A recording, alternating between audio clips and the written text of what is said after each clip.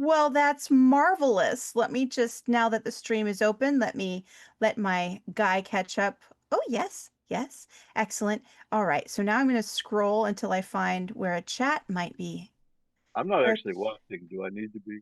you don't, the Good. only reason you'd need to be is if you wanted to um, chat in the chat, but that I think that might be more tasks than I can manage. yeah, your job today is to be your fabulous self, very entertaining, and just pay attention to me. And I probably won't Sure. be, I'll probably be moderating the chat lightly, but I'm hoping that mostly Deborah and Elizabeth and Carlos. Oh, LOTR. Her username is, that's so great. Okay, I'm just gonna go and make them mods really quickly.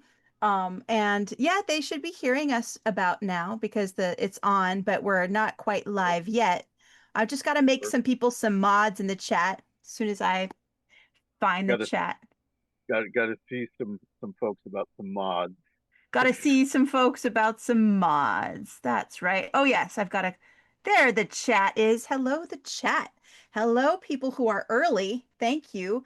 Okay, I'm going to just. Okay, it says slash mod username. Uh, and do I have to put it in brackets? No, it's slash. You just do the backslash type backslash mod and then the username. You might have to do at the username. I'm not sure about that. Oh, okay. Because it's just like it says backslash mod. Let's see if this works. But it's like, is there a space or?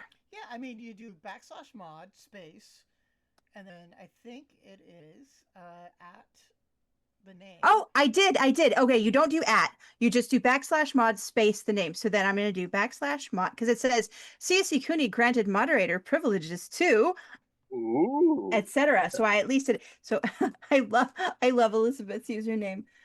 Me too, Elizabeth, if you're there. Me too. LOTR fan AON1, which is so great. That is Um, awesome. okay. Yes, Elizabeth is here and is laughing at me for loving her username so hard, so Awesome. hard. Okay, so great. And first time chat here for LOTR fan AON1. Aowen I am, Aomen's daughter. You come between me and my lord and kin. All right, we've got 4 minutes. You're just going to be hearing our voices in the ether as people. Oh, there's already 9 people. Hello, people. Well, Oh, you hey, can't. wow. Mike and I are just like in the green room. Hardcore. Yeah. Well, it's good. Like if we were at ReaderCon and we had 9 people in the room, it would feel like a crowd, you know? And It would. It would. I'm into it. Oh It my totally. gosh. Right now in the green room, this virtual green room where Mike and I are thousands of miles I, apart. How far away is Virginia from New York, like mileage wise? You've driven it, right? I have made that drive. I can translate it as like about 8 hours, 8 9 hours. I Uh, suppose I could Google it. How However many far miles from that is. Roanoke to Queens, New York? Let's just see. Let's see how far away we are and I yet can so tell you close. it's 8 hours by train. And it's not much different by car. Yeah, Maybe it's seven an hours and hour. 10 minutes by car, but that's not including bathroom breaks or like eating lunch or something. Right, right. 472 miles. So I said thousands of miles apart, but we're really like less than half a thousand miles apart. A little Gotcha. bit. A little closer than we thought. Yeah, I know it's been a while since Carlos and I visited you and Anita in Roanoke, but that would be so fun to do. Well, that was fun when you were here. And we still have unfinished business because we need to take Carlos to the Texas Tavern. Oh my gosh, yes.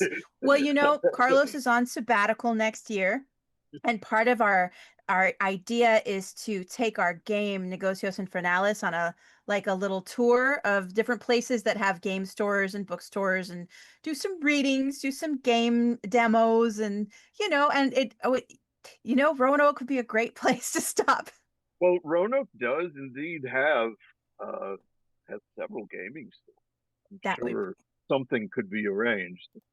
Yeah. well, as once we get the good word that the sabbatical is a go, I will. We had Understood. meant to do some of that this summer, and because of the tariffs and the game being in China a little longer than we had hoped, we're probably doing It's a more little of that next complicated. year.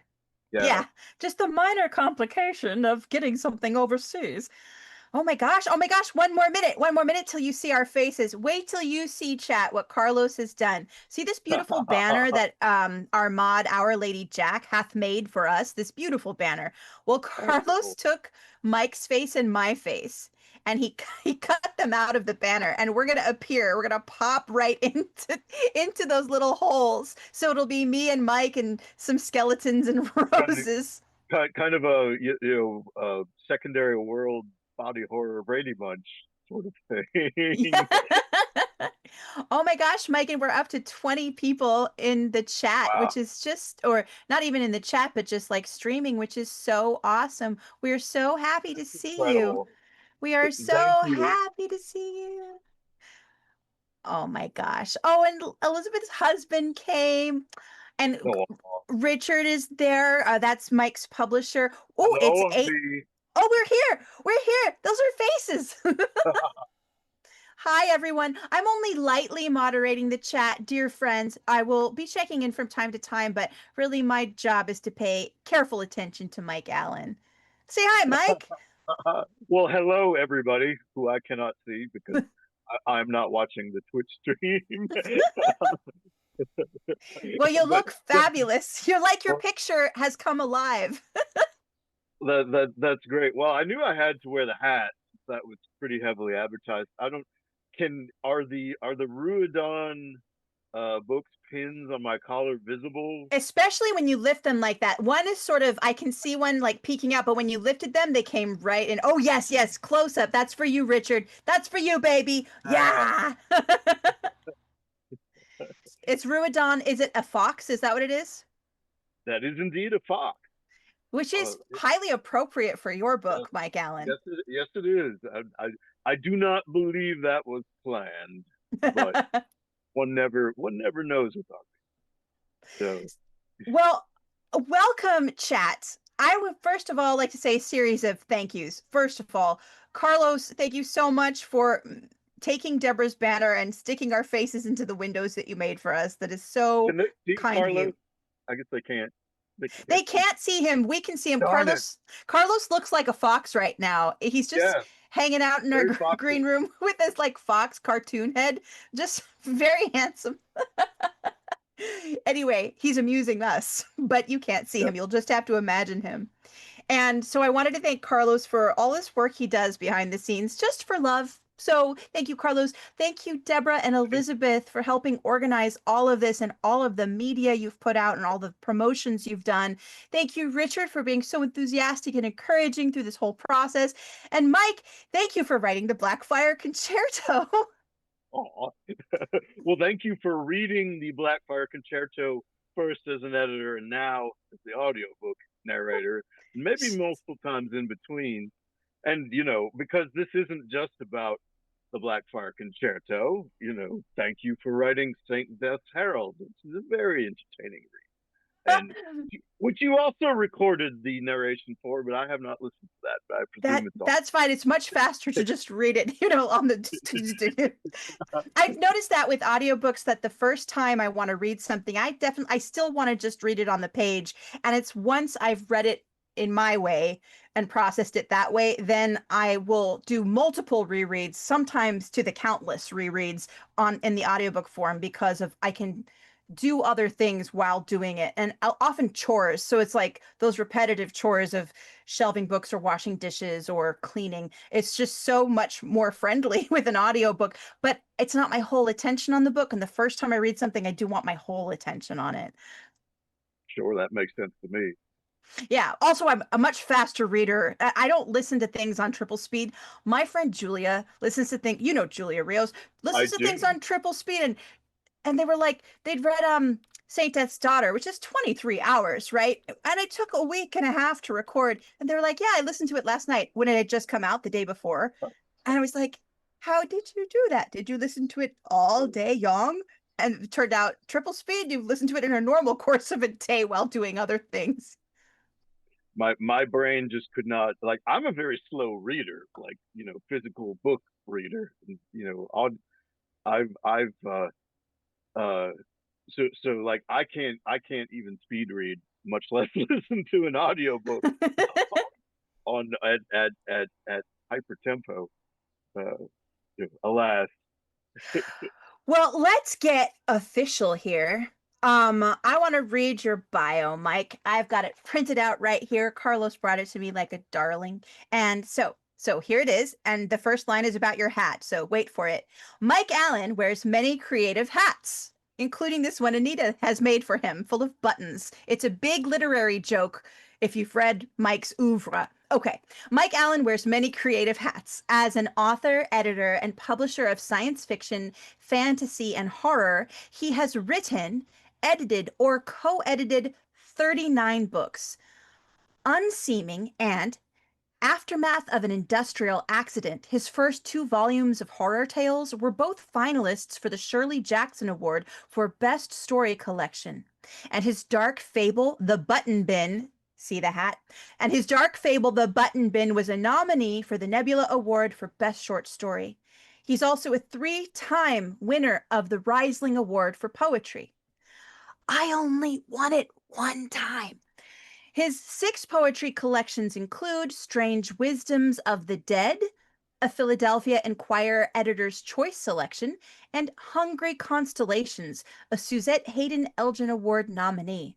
As an editor and publisher, Mike has been nominated twice for the World Fantasy Award. First for his anthology Clockwork Phoenix 5, which is very near and dear to Carlos and me since the first time we met and we were starting to become friends, we collaborated on a short story that went into CP5. The culmination of the Clockwork Phoenix series, showcasing tales of beauty and strangeness that defy genre classification. And then for Mythic Delirium, the magazine of poetry and fiction he edited for 20 years. Let's give it up for Mike Allen! Ah! The chat goes wild. Oh, the chat saying something. Oh, something about strip search.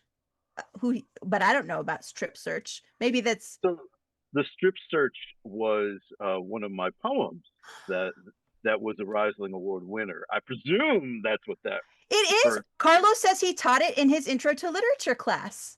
Yeah. Did you know that? He asked me for permission to do it. Yes. Oh, wow. I didn't I even haven't know followed that. up on how it went.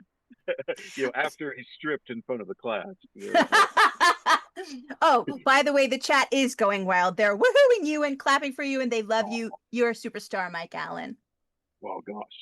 Well, Gosh. I believe that I am not the only superstar present, though. Is I also have a bio to read, which I am reading from my Kindle, which is how I have a copy of St. Death's Herald. I'll show you. I'll show you a paper copy because I have it right here.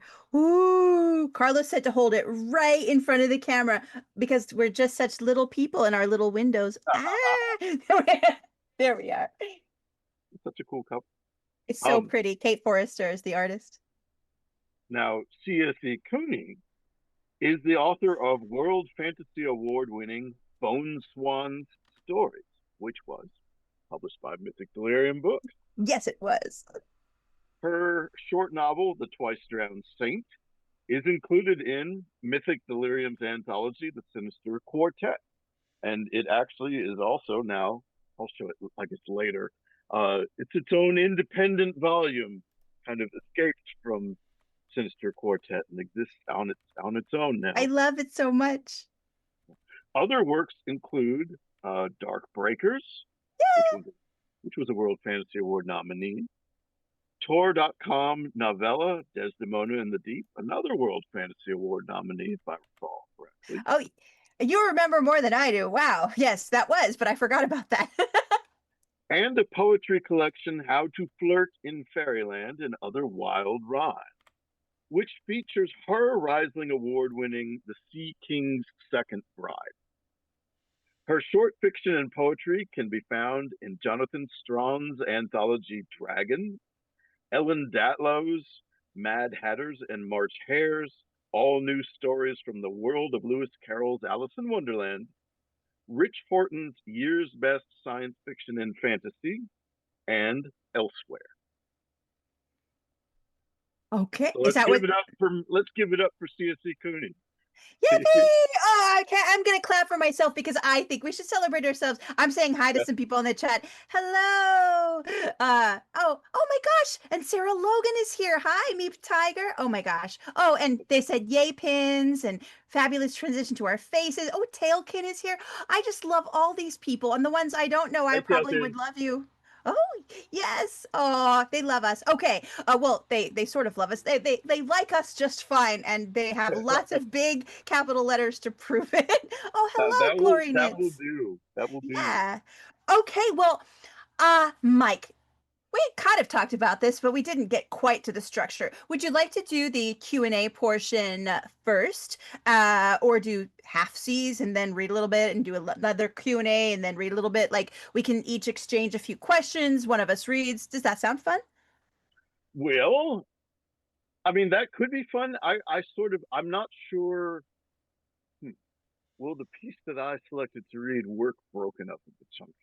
I'm not Oh no, sure. no, it would be I more haven't like tried it. it's not the piece broken up into chunks. This is hi chat, this is all for you. You get the behind the scenes stuff. Yeah. It would be the Q&A, like a couple questions, then you'd read your whole piece, and then Q&A, and Oh, then I'd read, and then Q&A, because there's a lot of questions in the Q&A, and we can in that time take questions from the chat that eventually I would start reading and telling Mike, since he's not on the Twitch chat right now. So we could do it that way, or we could just do straight up interview, straight up reading. I like the idea of mixing it up like you suggest. Why don't we Cool. do that? That sounds fun and different. And I've got special news for you, dear chat. With the exception of a couple people who already have access to this, but they're doing Ruodon. Is that correct? I had to learn how to say that. Ruodon books. That was one of my edits when I was doing the audiobook, was like, you mispronounced the publishing company's name. I was like, oh my God, I just assumed. So Ruodon It's books. such a common word. Yeah, I mean, they do have it. To be fair, the pronunciation is right on the website. I Yes, was it is. just a very bad audiobook narrator. I was like, fantasy word, but no, it's Irish. It's a real word with from a real place. Um, but this is all to say, dear chat, lovely chat, most beautiful of chats, that Ruodon is doing an audiobook giveaway for Mike Allen's Blackfire Concerto, narrated by yours truly. And how this will happen is this.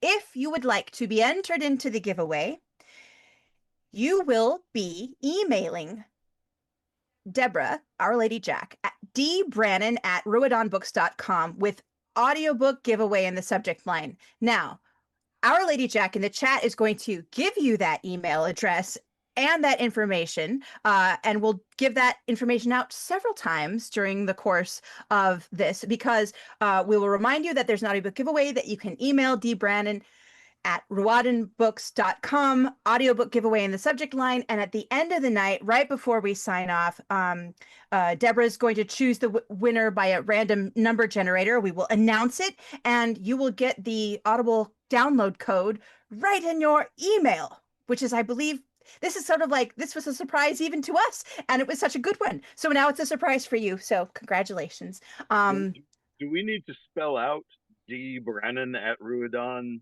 or Oh, they're is that taking care of visible? that. Okay. Mike, the ladies are like goddesses. They're like the queens of the chat. They have mod capabilities. They are running this even more than I am. They are so good. Yeah. Oh, look, capital letters mean love. Aw. Just so sweet. I just love them. Okay. Ruodon Dios, my darling. Okay, I'm sorry. Chat is very seductive. Suddenly you're like, but I want to play with all of them too. But no, Oh, it's Mike, all good. you are my priority. So I feel like you actually were so awesome and sent me all your questions first. So I think you should be rewarded, and you should ask the question first and I'll answer, and then I'll ask you a question and you'll answer. How about that? That sounds fine. So just as I mentioned earlier, I read. See if we can make this visible. I read Claire's new novel, which was published the same day as my novel was republished. I read it on Kindle, so that's why I have to show you the cover this way. I think but it sure is a pretty cover. It Um, is Kate Forrester. and I have read, I have not read every single piece of fiction that Claire has written, but I have read a lot of them, many of them in capacity as publisher. And so there were definitely some things that struck me on reading this book as being a little different from what I had seen before. Hmm? And so my first question for Claire about Saint Death's Herald was, this is unusual for one of your stories in that you could call it an extended chase narrative, fast and furious necromancy. Uh, did you start out with an action-packed adventure in mind as you were getting ready to write this? Yeah, I always describe the first book as Bill Dung's roman, the coming of age story, and then there was originally the second book, the movement of the second book, which is the arc of taking care of Grandpa Rad, a Radiant Stones. Before I even finished the first book, I imagined that as the third movement of the book, with the second movement being a sort of court intrigue sort of thing. But as I was finishing the first book, I realized the second movement had to take care of Grandpa Rat. Like he's the biggest threat, he's the biggest untied thread, and so I'd have to follow him. And then happily, this leaves room for the third book if there should there be one. And I think regardless of contracts, I will probably write it just for fun. And I may get a contract, who knows? Right now it's all up in the air. But um the So it the goes. th the third book, yes, exactly. It's just publishing. The third book takes place 10 years from the action of the second book. So I get to, there's a lot of life lived in that. I was hoping to do sort of like Lois McMaster Bujold's Vorkosigan Saga, where you get Miles as a kid, you get Miles as a teenager, 20, 30, 40, 50, like you get through stories, novellas, and novels, you get a whole life. And I love that. And I'd love that for Lainey, like to play in her world. And I'd love to write a story, a novel when she's an old lady, like, but for now, for the three movements, I thought the third could be really cool as a court intrigue, like very like in the same place, a mystery structure, who done it, Datu will be a teenager and she'll share a strong POV with Lainey. Lainey will be older in her 30s, professorial, super powerful. I have big plans for that one. I'm so excited. But that perforce meant writing the second book first, which was kind of going to be like the epic, combative, chase like, conclusion, actiony, adventure. But I had to learn how to write that for right away. And it was hard. And it's not necessarily what I gravitate toward in my own writing, obviously. So what became interesting about it was it's not something I generally write. It's not even something I generally like writing, but learning how to write something like that was so fascinating and like got more and more interesting because it was absorbing, like the pacing is different and what you pay attention to is different. And then those moments between these breathless like on the run adrenaline, I really love like the quiet moments you have to really earn, and you have to fight to keep them, which I did. And those are some of my favorite moments, I think, because I really like dwelling in that breath. So yeah, it was always going to be an action-packed adventure, but the way I write is like long and meandering. And the first draft of this was 60,000 words longer than what the publisher said it needed to be. So I have cut a great deal out of this book, and I think that it is has some good velocity and it is fairly tight and very weird. And there's some big fight scenes, which is takes a kind of aerial view, like a vision, that I don't easily have access to in my brain. But Carlos would like lay out a map, like a D&D grid map, and we just use little Wondering about minis. that. Yeah, he'd like put little minis. We wouldn't play a D&D game, like we weren't rolling, but Sure. just having objects, like physical objects, something where I could look down and see and talk about what what they had available, like what resources and assets each character had available to them and what would be interesting. And then like kind of just mark those off almost as choreographic beats.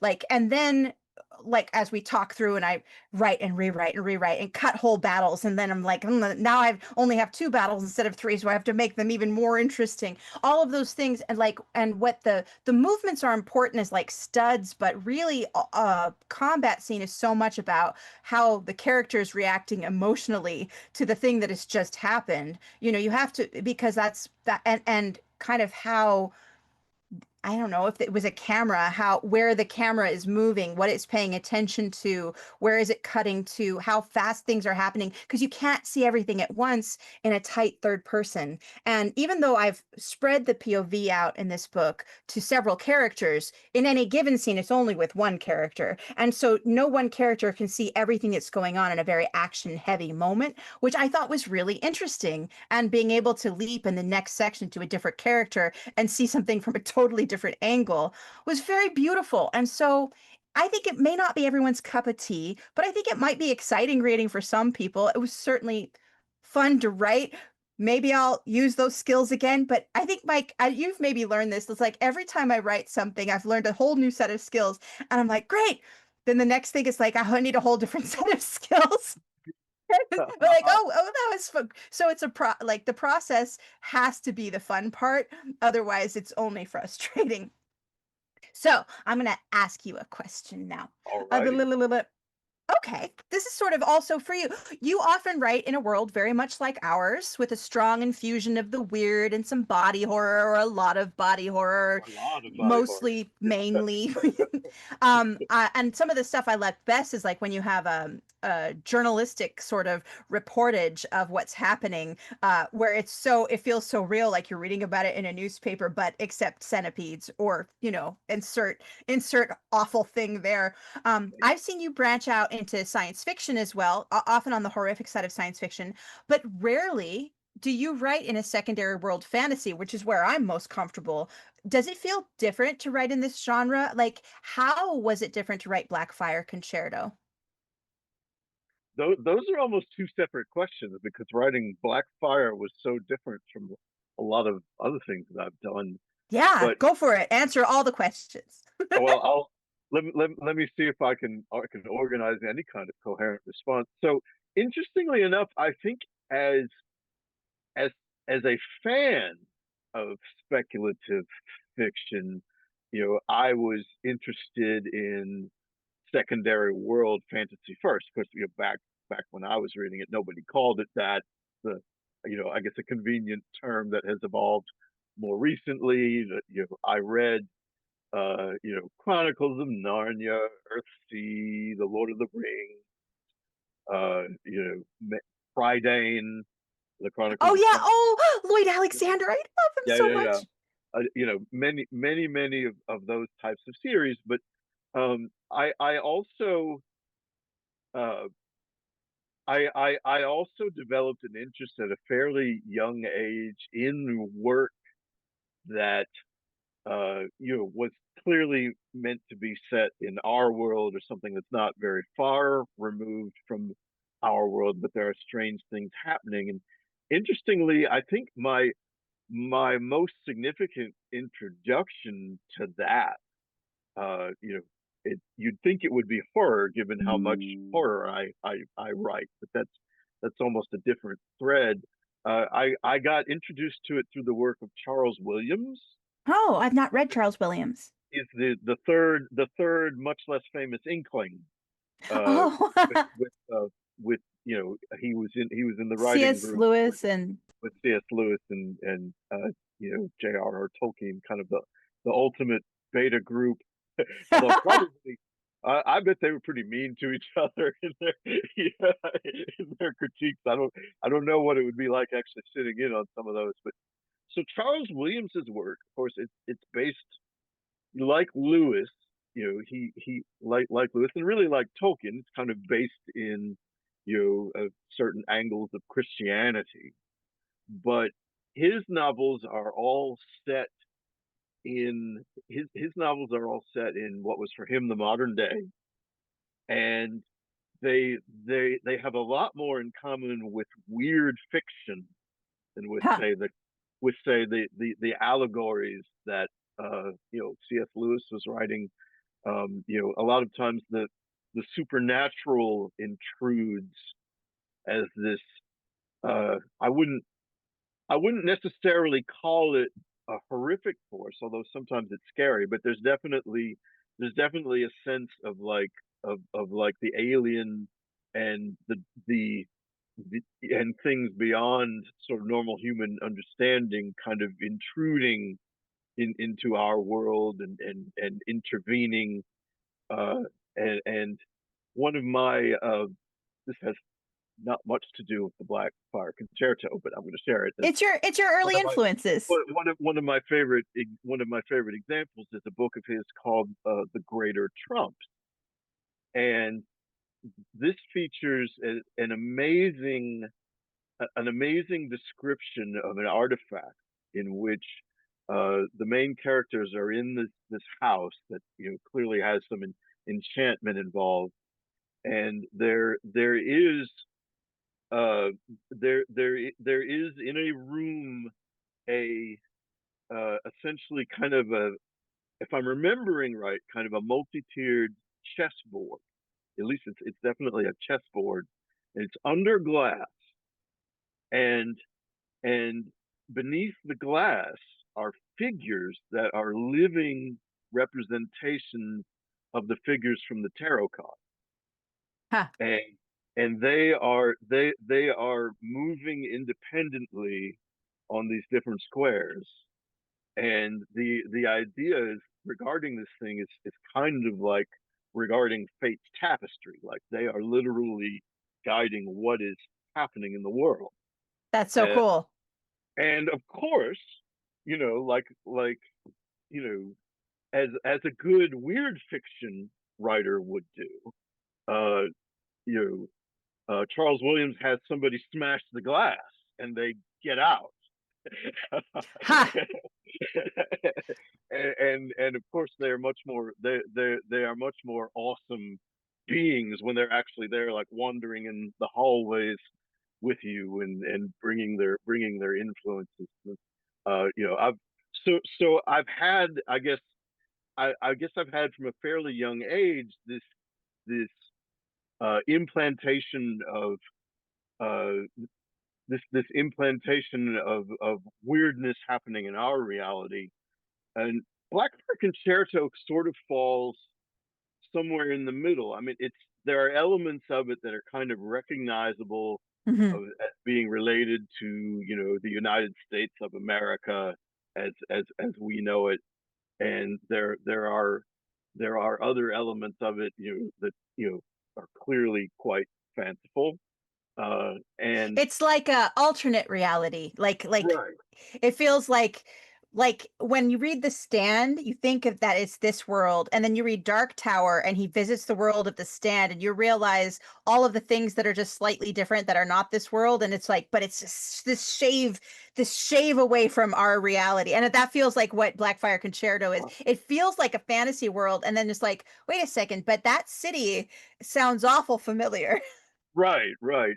And so my um, sort of my black box is that the idea is that the apocalypse that this is a post-apocalyptic narrative for was brought about by magic run amok, and so that opens all sorts of wild possibilities. There are places where the laws of physics don't quite work right,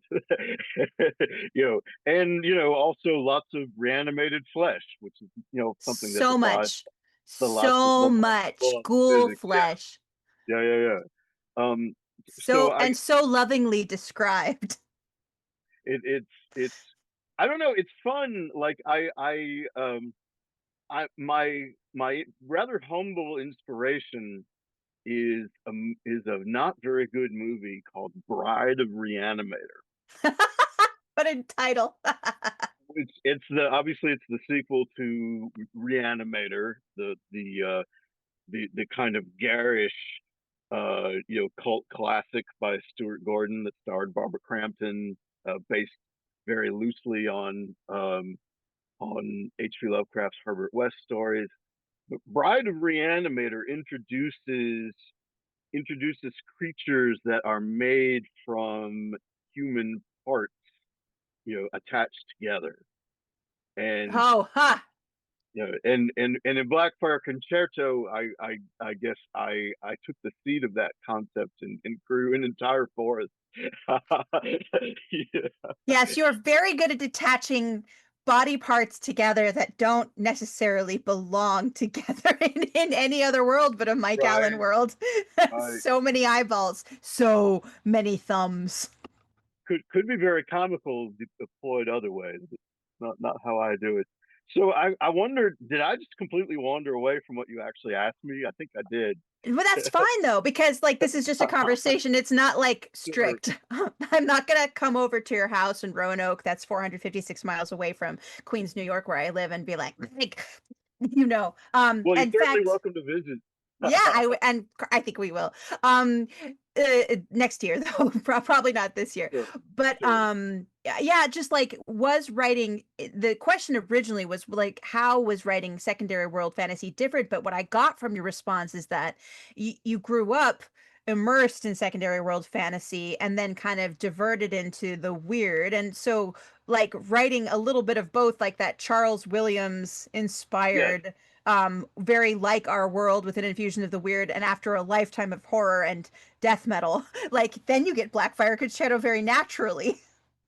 sure. Yeah, I mean, yes, I would say that uh, it gets hard to explain how I came up with the specific elements beyond kind of saying, well, the way my mind works, putting these particular things together made sense to me. Yeah, yeah. Although I know you can relate to that for sure. Yeah. What if a friend of mine in college called them like magnificent collisions, like they're accidents, like really big, like two trains, like wreckage, like huge wreckages, yet like you can't look away from them. That moment of like, oh, this idea and this idea, bam, and then we're like, I guess I'll write about that. Like get Right. your fingers in the guts. And I know that for the first draft of Blackfire Concerto, the project was write this as fast as you can. Let's get a line of paperbacks out. We were Yes. very ambitious over at Blackgate magazine once upon a time. Like, let's write a lot of these. Let's make them short, like the Daw paperback novels. Let's get them out. Well, and so I think that when you're writing, that came like straight out of, it's a challenge. I can do this fast. And whatever was coming out was like the stuff that was ready, like already ready to Right. go. Right. I look back on that, on doing that, and what my thought is, oh, how did I do that? Because I cannot write that fast now. Oh, Oh, you just haven't had a Claire Dare in a while, darling. that's true. That's true. I think that You there's know, something about that, like time and pressure, and that somebody desiring something at the other end. But also, like your job is different now. But also, you had like 50 jobs then. So I don't know how you did it either. Actually, you're just very impressive. it was a correct time for it, sort of thing, I guess. Yeah. So you just reminded me of something. My One of my other writer friends, Ian Watson, who was something of a mentor to me, talked about how a lot of times, a story results from like taking one idea and kind of bringing in a perpendicular idea and letting them Ha. collide and seeing what comes out. And I do feel that is very true for me. Yeah. Often things I come up with. Um, Let's each answer one more question, but before we ask sure. them, let's remind the chat, hello the chat. If Yes. there's new ones of you, hello new ones. If some of you have sloughed away onto your Friday evenings, goodbye old ones. Not that kind of old ones. But I wanted to Goodbye, remind old you one. that if you I if you scroll up in the chat, actually, I bet Our Lady Jack will repost it if I ask her very nicely. If you write to dbrannon at ruadonbooks.com and put audiobook giveaway in the subject line, you will be entered into the giveaway for the audiobook of Blackfire Concerto. And we will choose the winner by random number generator at the end of the night. Mike I like Allen, back to you. I say I like choosing it by blah, blah, blah. I like Yeah. that. I think half of my like conversations with Carlos are just like I just go blah blah blah, blah. And then he somehow interprets it, and I either nod or shake my head depending on how I feel he did. Special language. Special language. So so so you actually started to go into, I guess, my second question, which was uh uh maybe because you read it beforehand. Hmm. Oh, no, I was just spinning off, but I can No, talk no, more no. about it. But well. So my second question, because I was saying this was very striking to me as I read Saint Beth's Herald, because I mentioned kind of the overall chase narrative, but then kind of even more off of C.S.A. Cooney's beaten track, uh, at least as I have experienced that track. Uh, there is a major set piece involving kind of Thunderdome style gladiatorial combat and it spans multiple chapters. This is not, Multiple chapters, but not yeah, as many chapters as it used to. yeah. But and so you my question for you is, how much of an adventure was it for you to create this? Because this really felt like, oh, this is new territory It per se. was. Thank you for noticing, because I think that that's going to be the polarizing. I think I already know from reading reviews that I probably shouldn't be reading. That is a polarizing piece of the It's book always is the dangerous. is Yeah. the gladiatorial middle.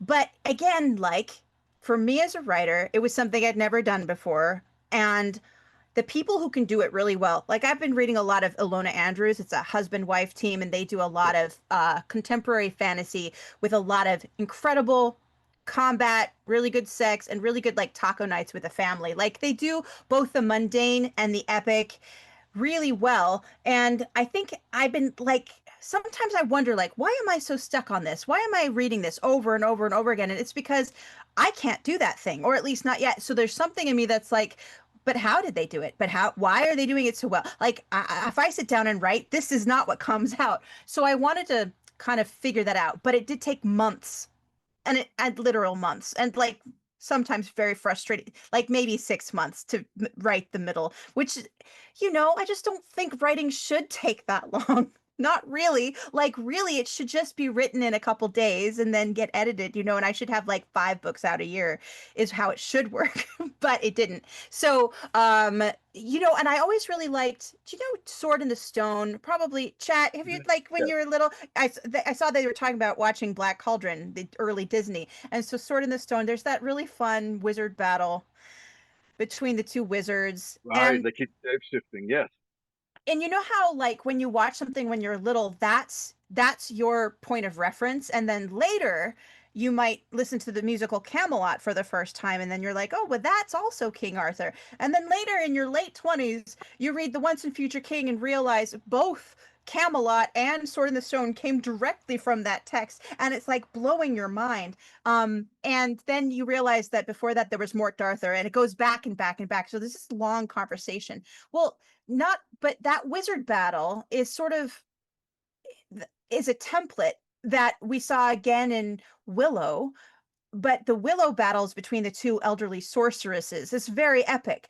But the Willow battle owes directly to the battle, I think. I mean, I don't know, but I think between Saruman and Gandalf. And so there's like a thing about wizard battles in fantasy, and we've seen them elsewhere. And I think that was a little bit where my early influences, the 80s fantasy of my childhood, was just seeping in because I wanted to do something like that. And what I liked about, there's a new magic in book 2. It's skin changer magic. They're like shapeshifters. They're like an alien weird being. They're not your mama's shapeshifters. They're not like your typical werewolf. I'm sure there are some skin changers are wolves, but they're very weird creatures. And I wanted to write shape changers like you ain't never seen before. I wanted there to be a giant crimson spider crab who was a skin changer. Some of the reviewers are like, and an oddly sexy crab. I'm like, you found my crab man sexy, which was like so awesome. I didn't write him to be sexy, but I wrote him to be kind. And I love that some people found that sexy. Anyway, all of which to say is that I wanted it weird and I wanted the skin changer magic. And you got two necromancers in combat.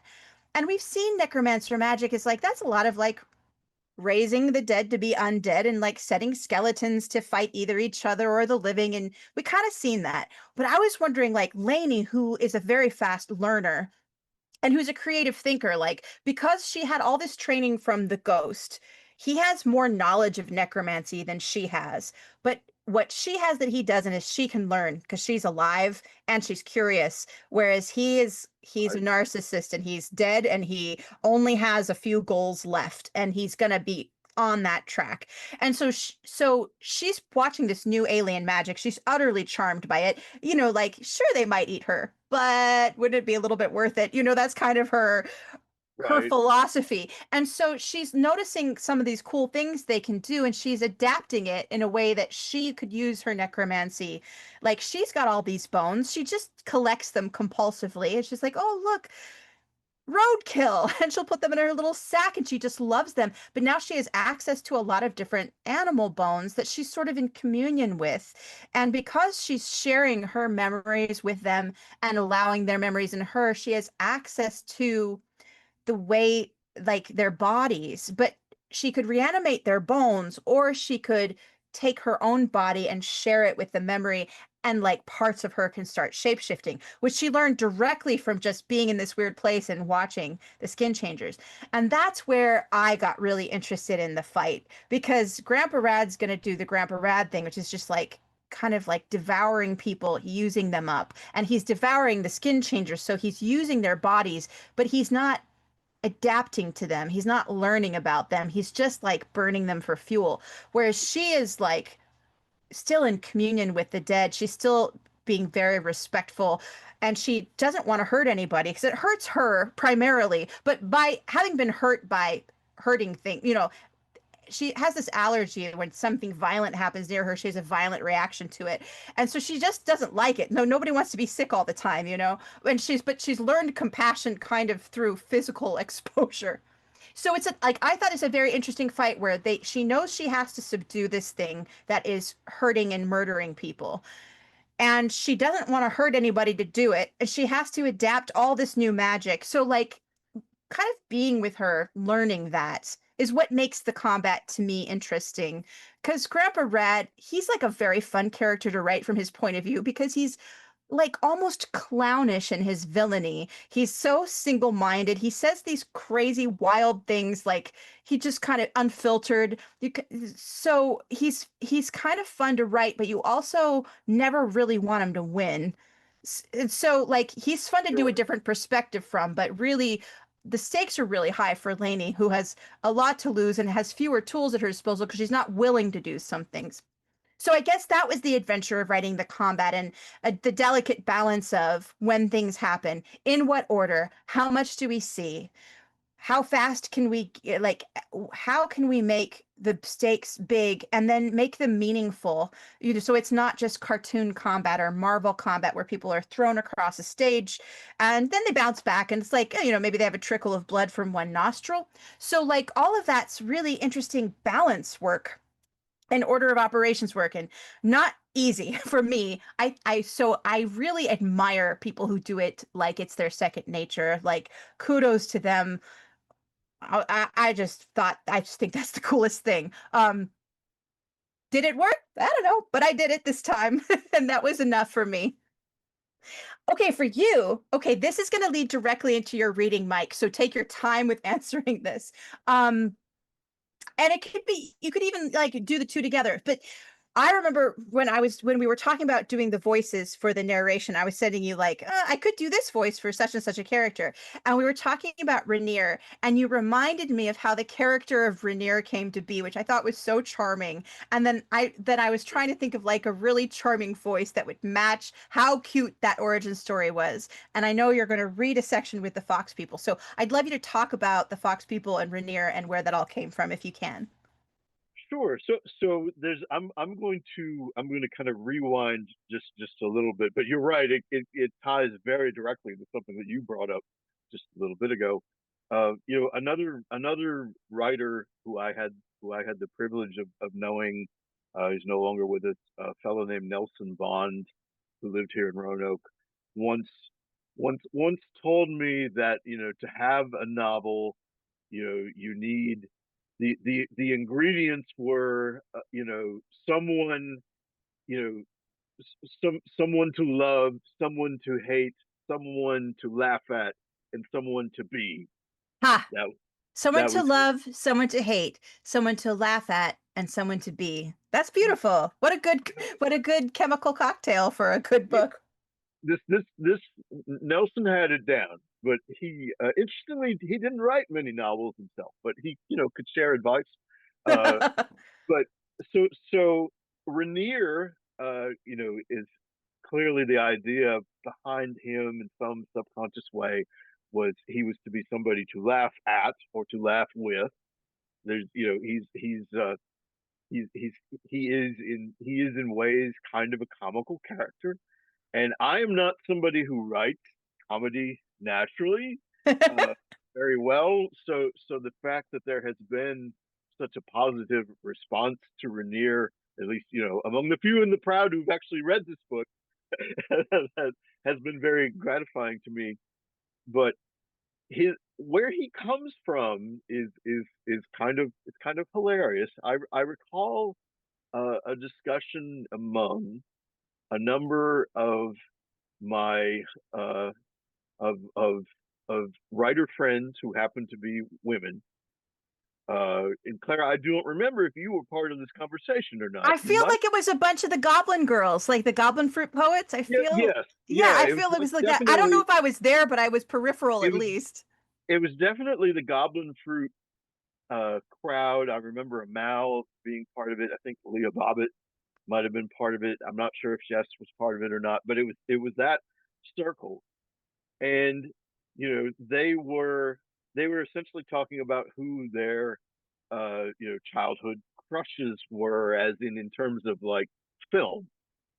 And uh silly me, I thought it was maybe going to be like David Bowie from Labyrinth, but no, it was Robin Hood from the Disney animated Robin Hood, the Fox version of Robin Hood. Yeah, like who doesn't have a big crush on Fox version Robin Hood from Yeah, Disney? yeah. And so for reasons that I cannot fully explain, other than in the original version of, as you would probably recall, Claire, and the people in the audience wouldn't necessarily know this, the Blackfire Concerto began as just a short story, a novelette, Yeah, officially. novelette. I remember it was I longer forget, than a short story. the official Sephwa category would be novelette, which and in that novelette, there's a throwaway reference.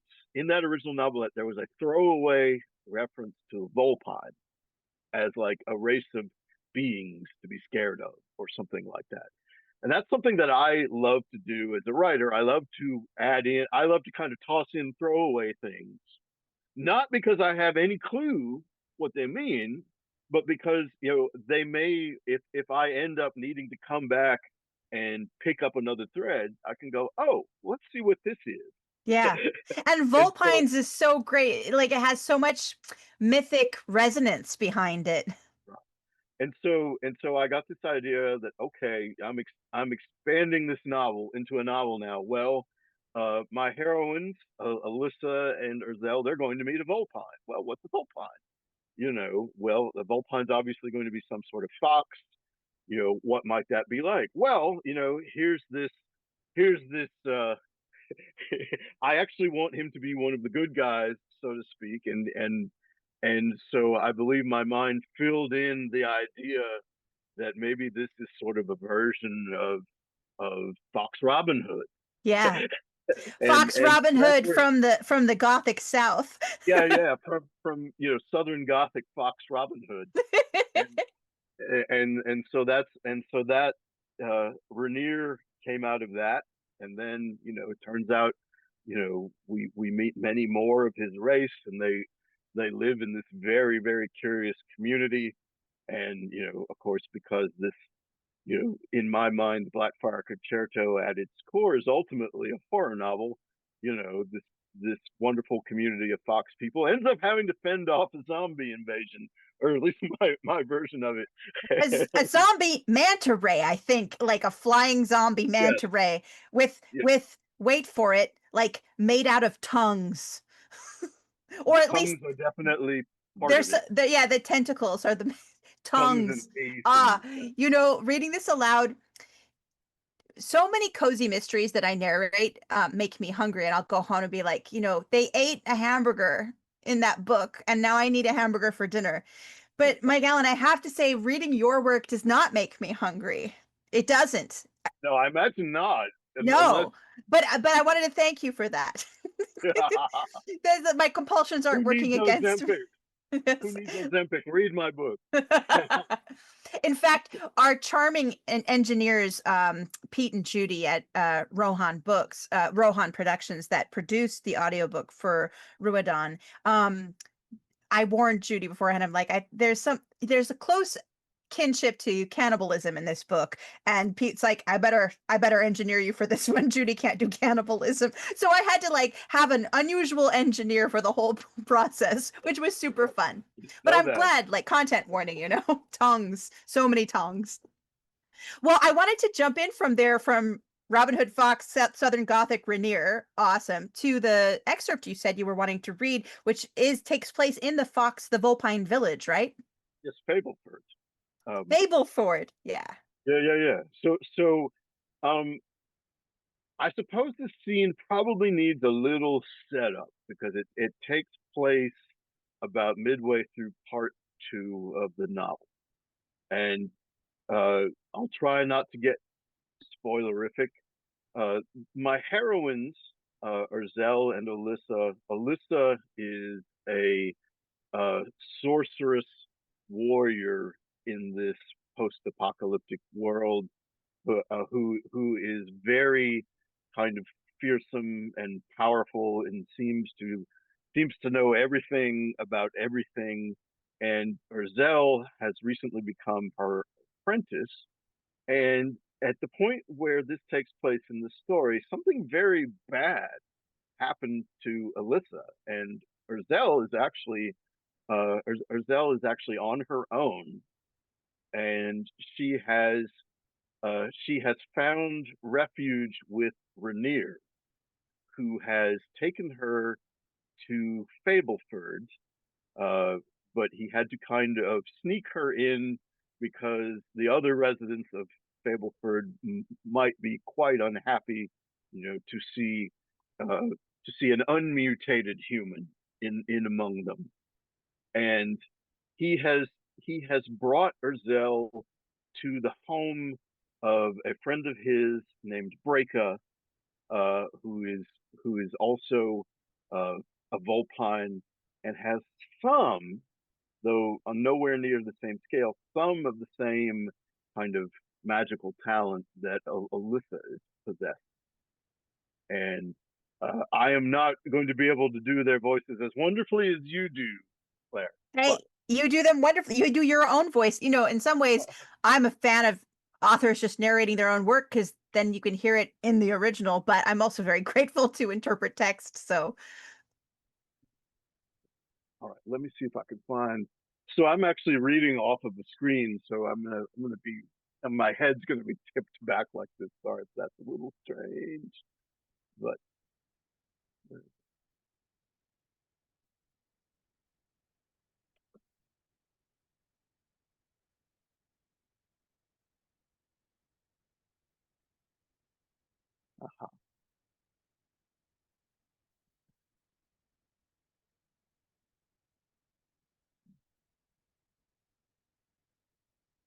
apologies while I find my place. Okay, got it.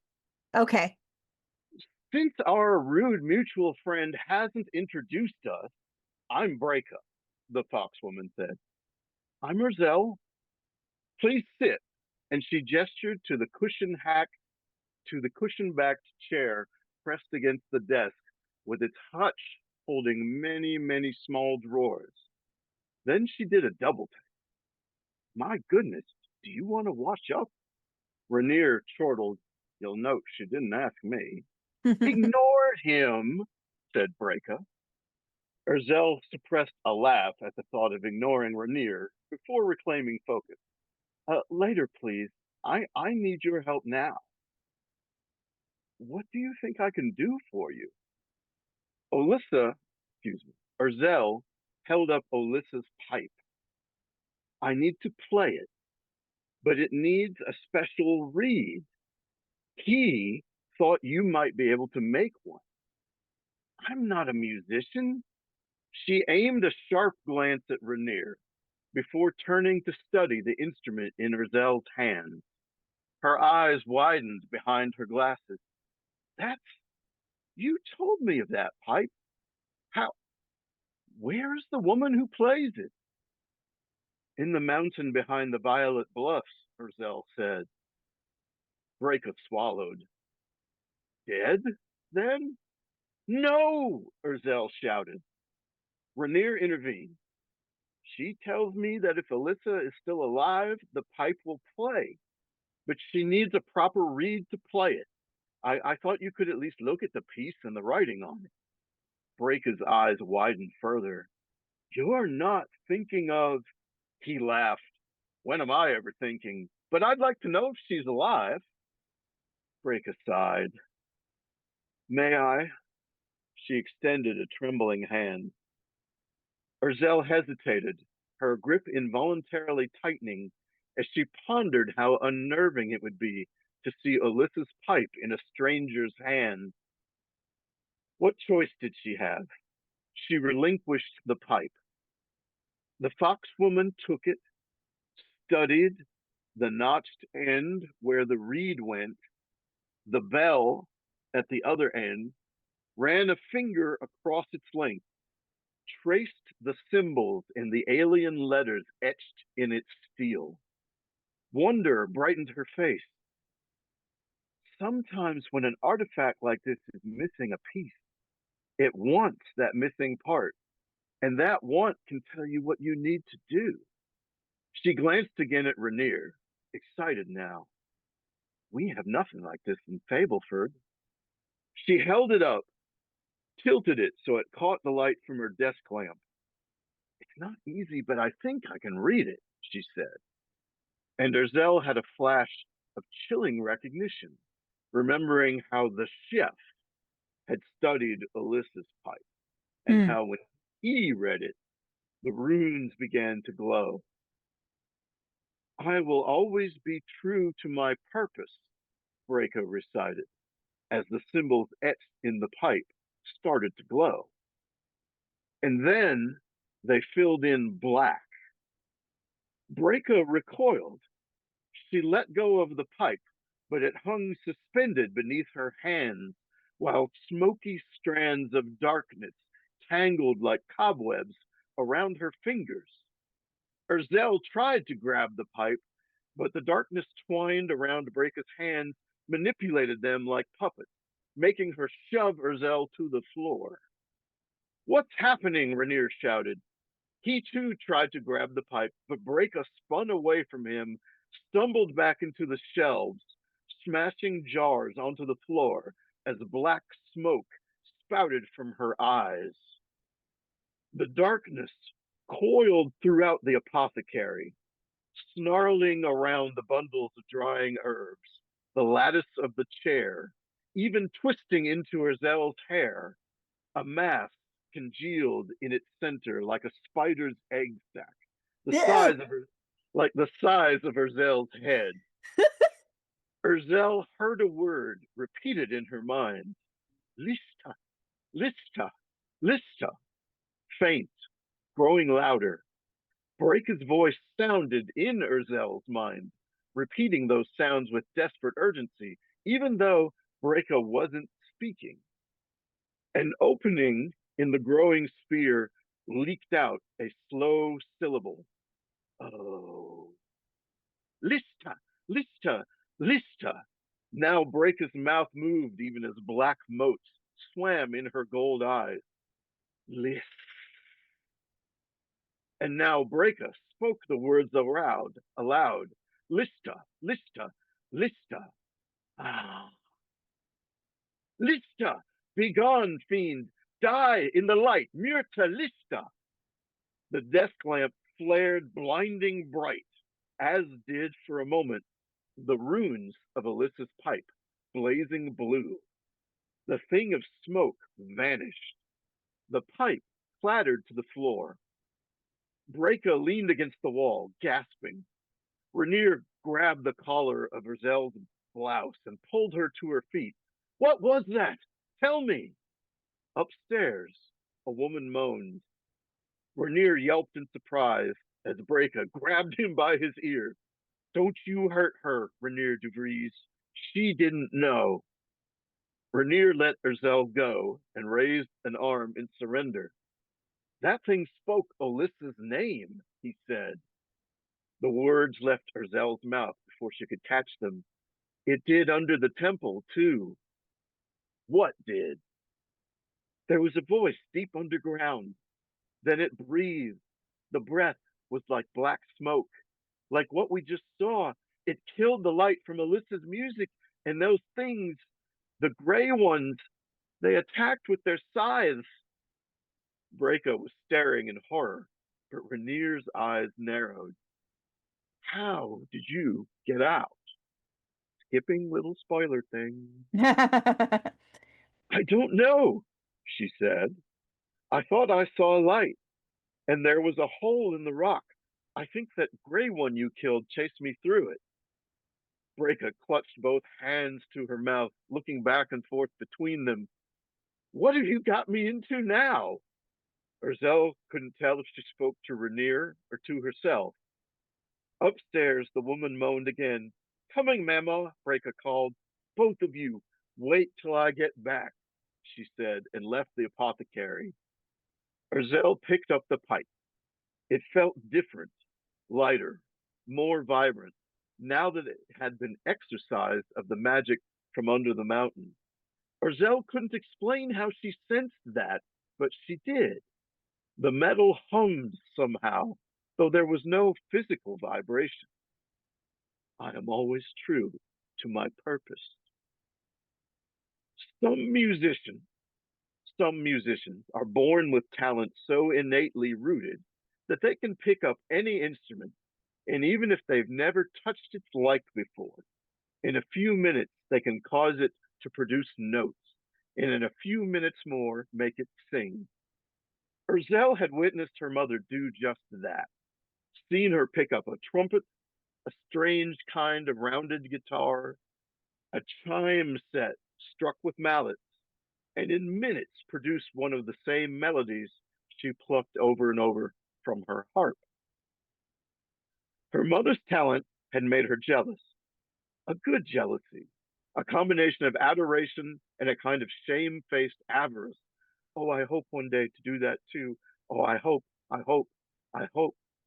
But she had never tried her hand at any instrument other than the harp. Certainly nothing so impossible as Alyssa's pipe, which shouldn't by any logic play music at all.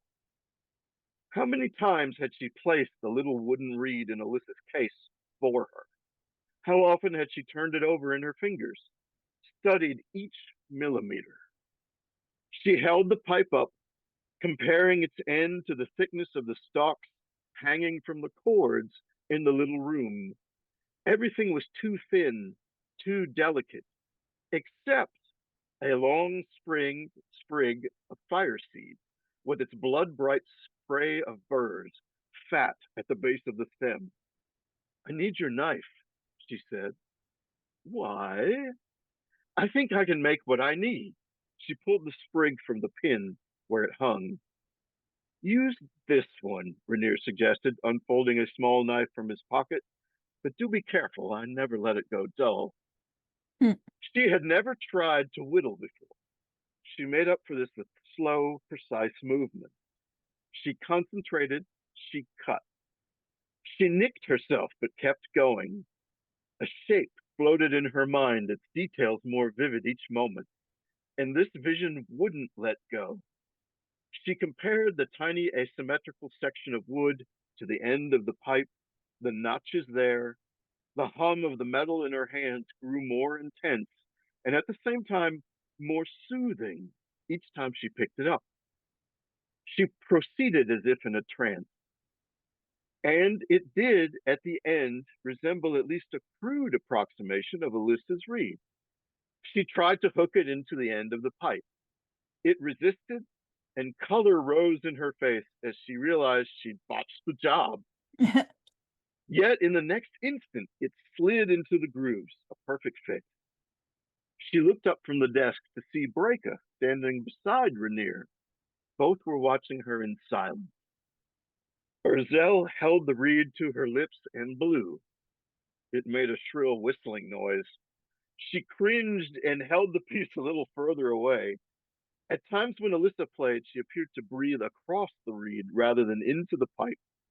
Ursel always marveled when she witnessed this because she knew it shouldn't work and found it in some ways more magical than all the spells it generated.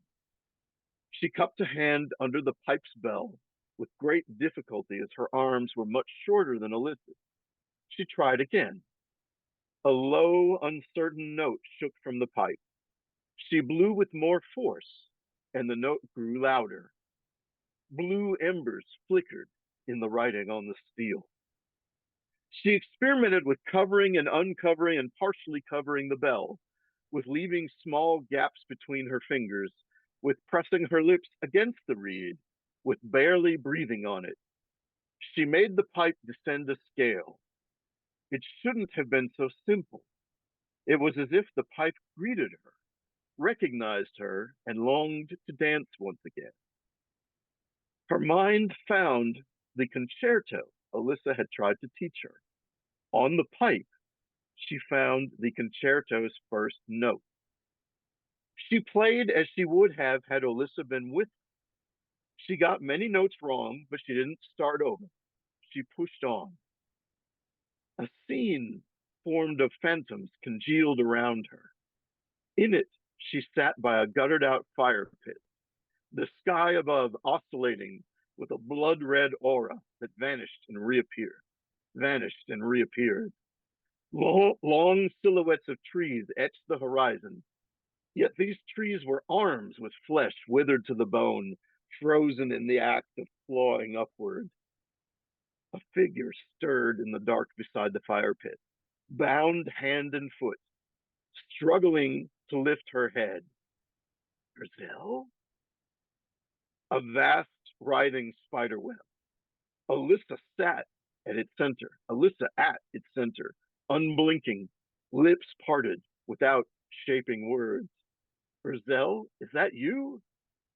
Darkness fell, and the scene vanished as if swept away by a descending blade. Ursel sat shaking, reed still pressed to her lips.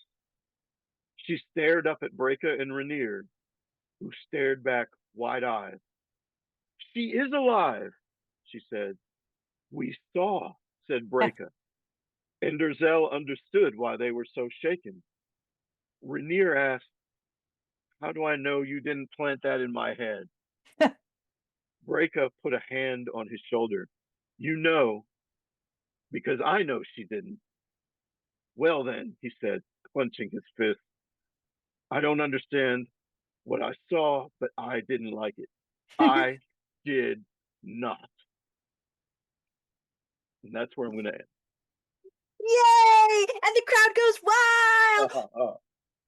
Let's see what the chat has to say. I'll read it to you, Mike. Ooh, not spiders, not spiders. Well, yes, they're going to be spiders. Why did it have to be spiders?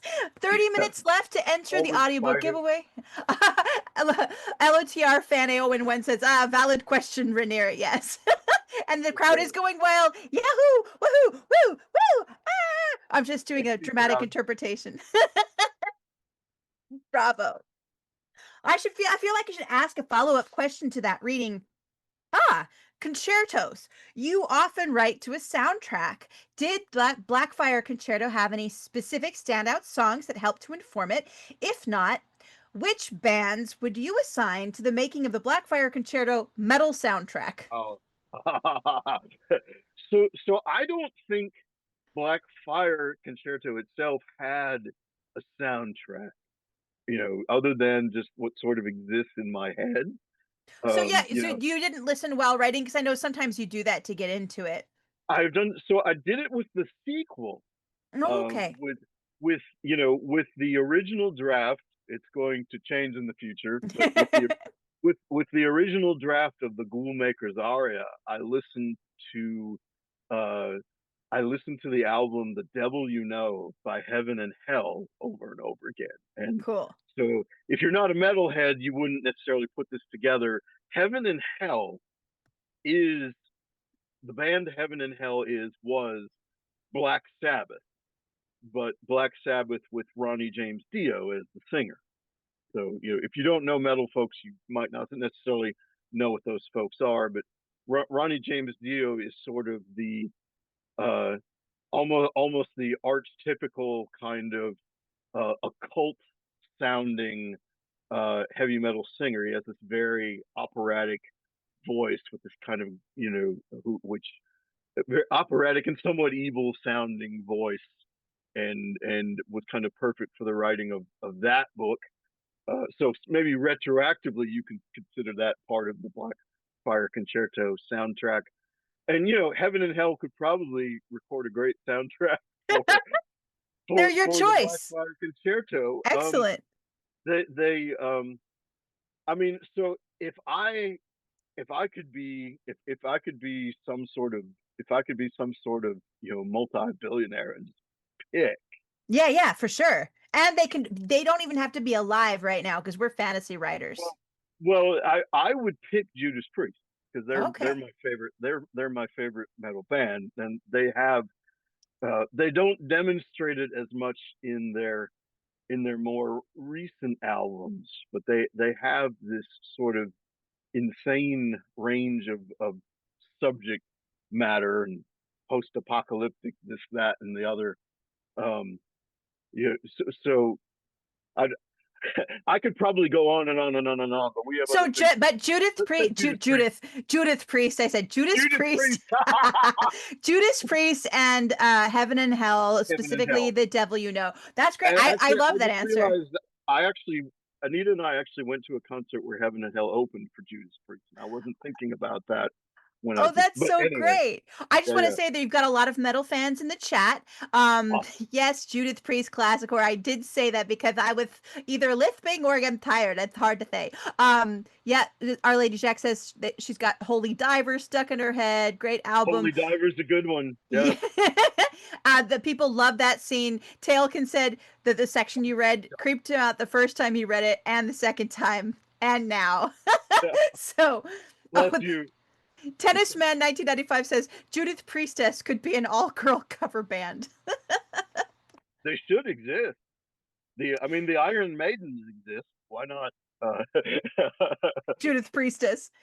yeah, yeah, All right, Mike, you want to hand me over a question? yeah. I think I do.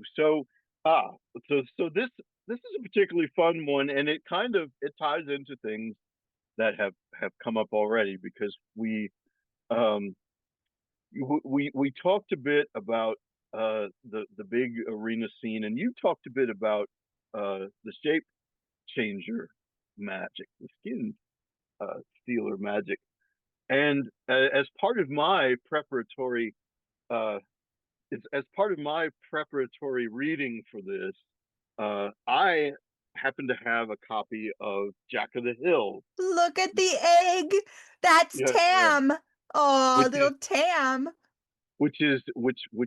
a very early C.S.E. Cooney novella, I guess, or it's two short stories. Did they Yeah, together make two a short novella? stories, or maybe Oubliette's egg may fall into novelette, but yeah, Sure. together they're a novella-ish. So this within this book, which I believe you can still get on Kindle. I don't know that you can get one of these paperbacks now. Now I have a handful left, but they are not in print anymore.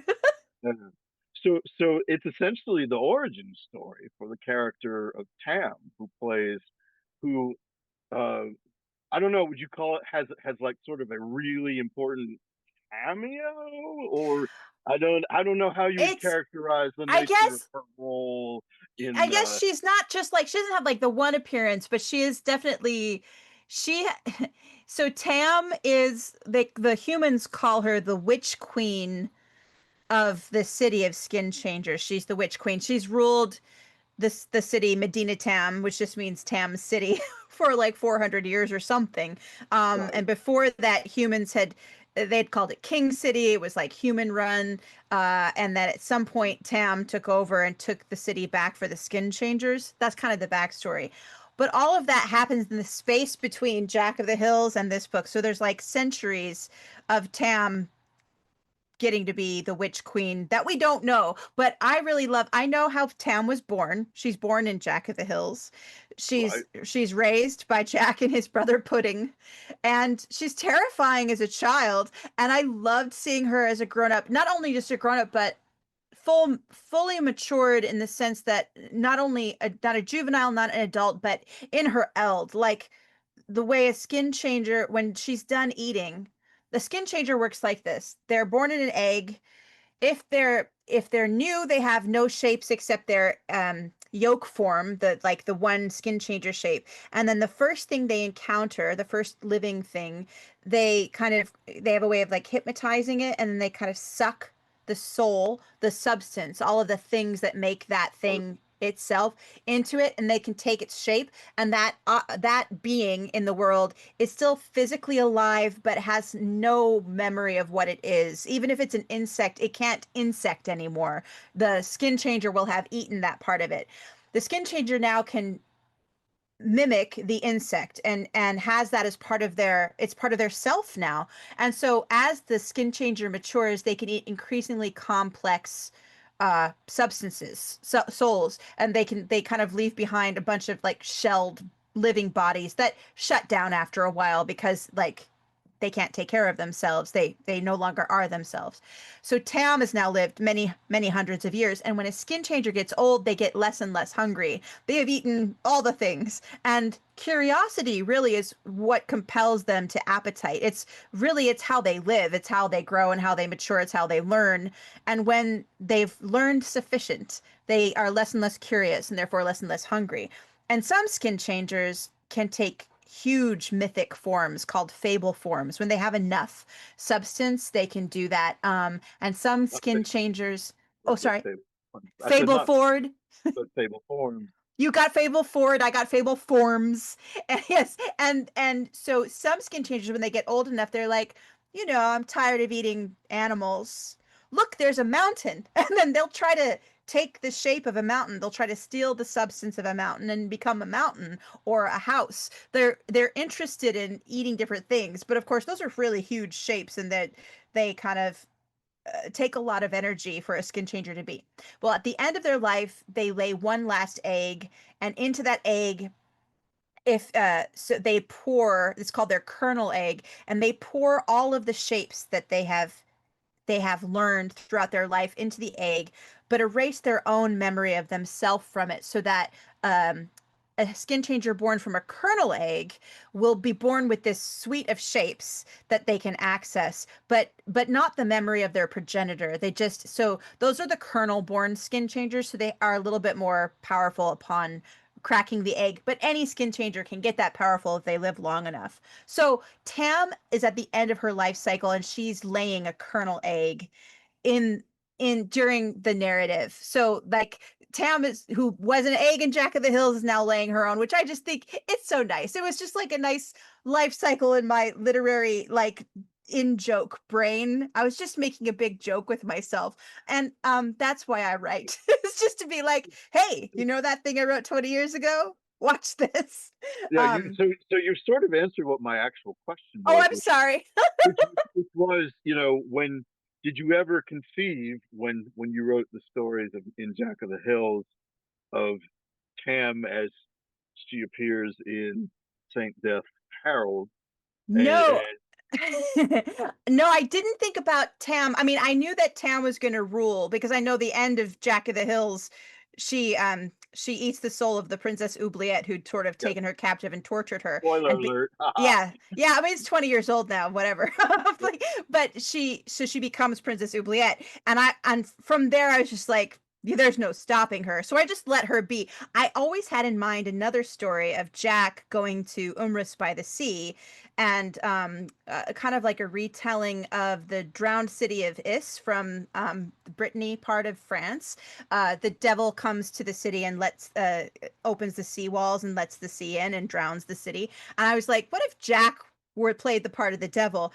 Well, in Saint Death's Daughter, the first book,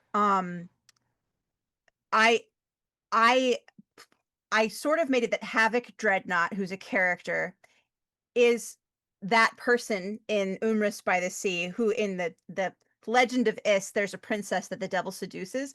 Well, it wouldn't exactly be a like I would say a literate retelling, but in that situation, if I were ever to write that novella or whatever, Havoc is the princess role, though not really, and Jack is the devil role, though not really, and they let the sea in and Umris is almost destroyed because of Havoc and Jack, which I thought, but I don't think that it will work out the way I thought it would because Jack is now 400 years in the past and Havoc is contemporary with Lainey, unless Havoc is older than she looks, which I wouldn't mind doing. But I still want to write the Havoc novella, which comes from a Jack idea. So Jack always had a longer life in my head than he always had the novella sequel, not Tam. So it's funny that Tam is in this book, and Havoc gets a footnote in Saint Death's Daughter that is like how Havoc let the sea in, and it's this like really long footnote of a title of a book that doesn't exist. And some people are like, "Are you going to write that?" I'm like, "Yeah." And if I never do, that was like the fulfillment of my dream of writing the Jack sequel. Okay, It was that's a just fun way writing to that do foot. Yeah, just because it. like if I never write it, at least it exists in a footnote somewhere. I feel a need to do the dreaded, not a question but a comment, which is, it was fascinating to me, to come back all these years, and after all these years of kind of editing and bringing your work out and and reading this piece, because something that fascinated me about Jack of the Hills, and if anybody's interested in pursuing this, I do recommend it. It's a lot of fun. Is um, most of your stories have most of your stories have protagonists who, for want of a more eloquent way to say it, are basically very kind of upright, loving people. And this Jack of the Hills is an interesting detour into a version of C.S.C. Cooney where every character is essentially evil, which was not something I had really encountered before.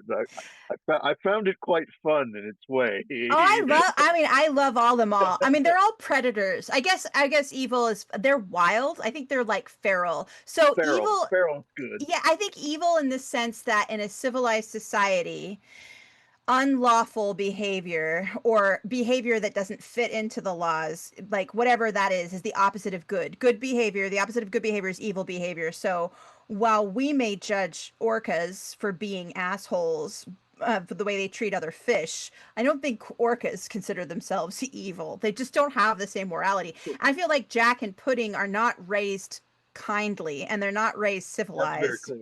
Yes. Yeah, and then they raise Tam, and Tam is not even human, and so Tam understands certain. But what I hope is that while they are evil or feral, they still what they learn from each other is a certain kind of tenderness.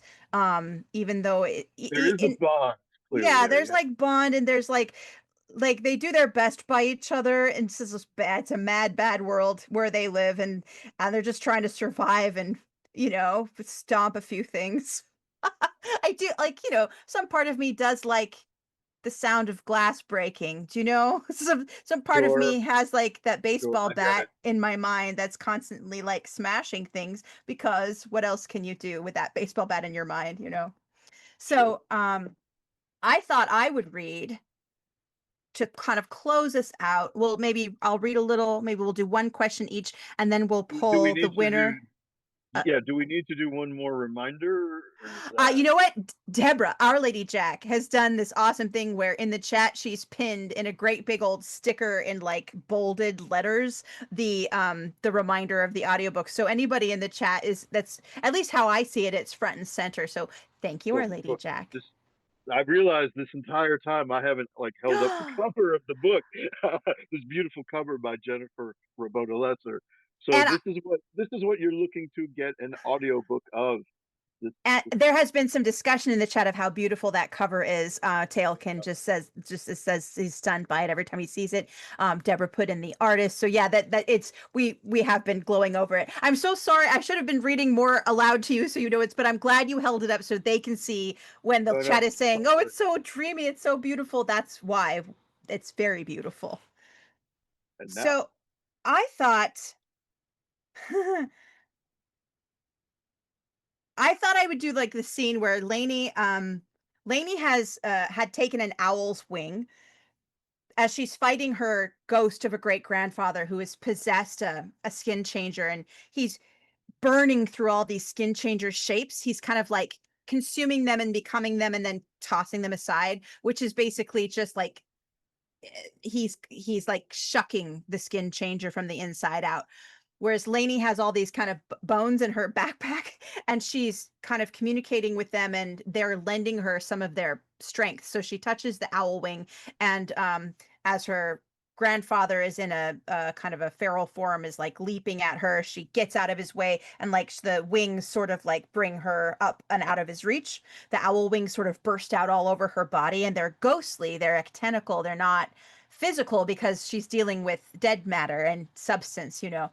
So, but unfortunately, Lainey is established in the book one. It's established early in book two. Lainey is gets sick at certain heights and gets motion sickness at height and speed. So she is really like just like vomiting up there. And her grandfather has found a new shape that can leap. So he actually turns into a kangaroo. I call it a flying jackaroo. So he turns into a kangaroo. He's leaping at her, and she's the owl wings do one more burst. So when she hits the floor, she hits it lightly rather than when he yanks her down, she doesn't go splat. And she's looking at her grandfather, and then she's figuring out what kind of weird creature it is. She's read about kangaroos in a book, but she's not, and she's seen like fanciful illustrations of them from this travel log. But she's like, oh gosh, like, what do I do now? Lainey scrambled to her feet. She did not want to be leapt on, but neither did she want to harm a single copper hair of that beautiful jackaroo.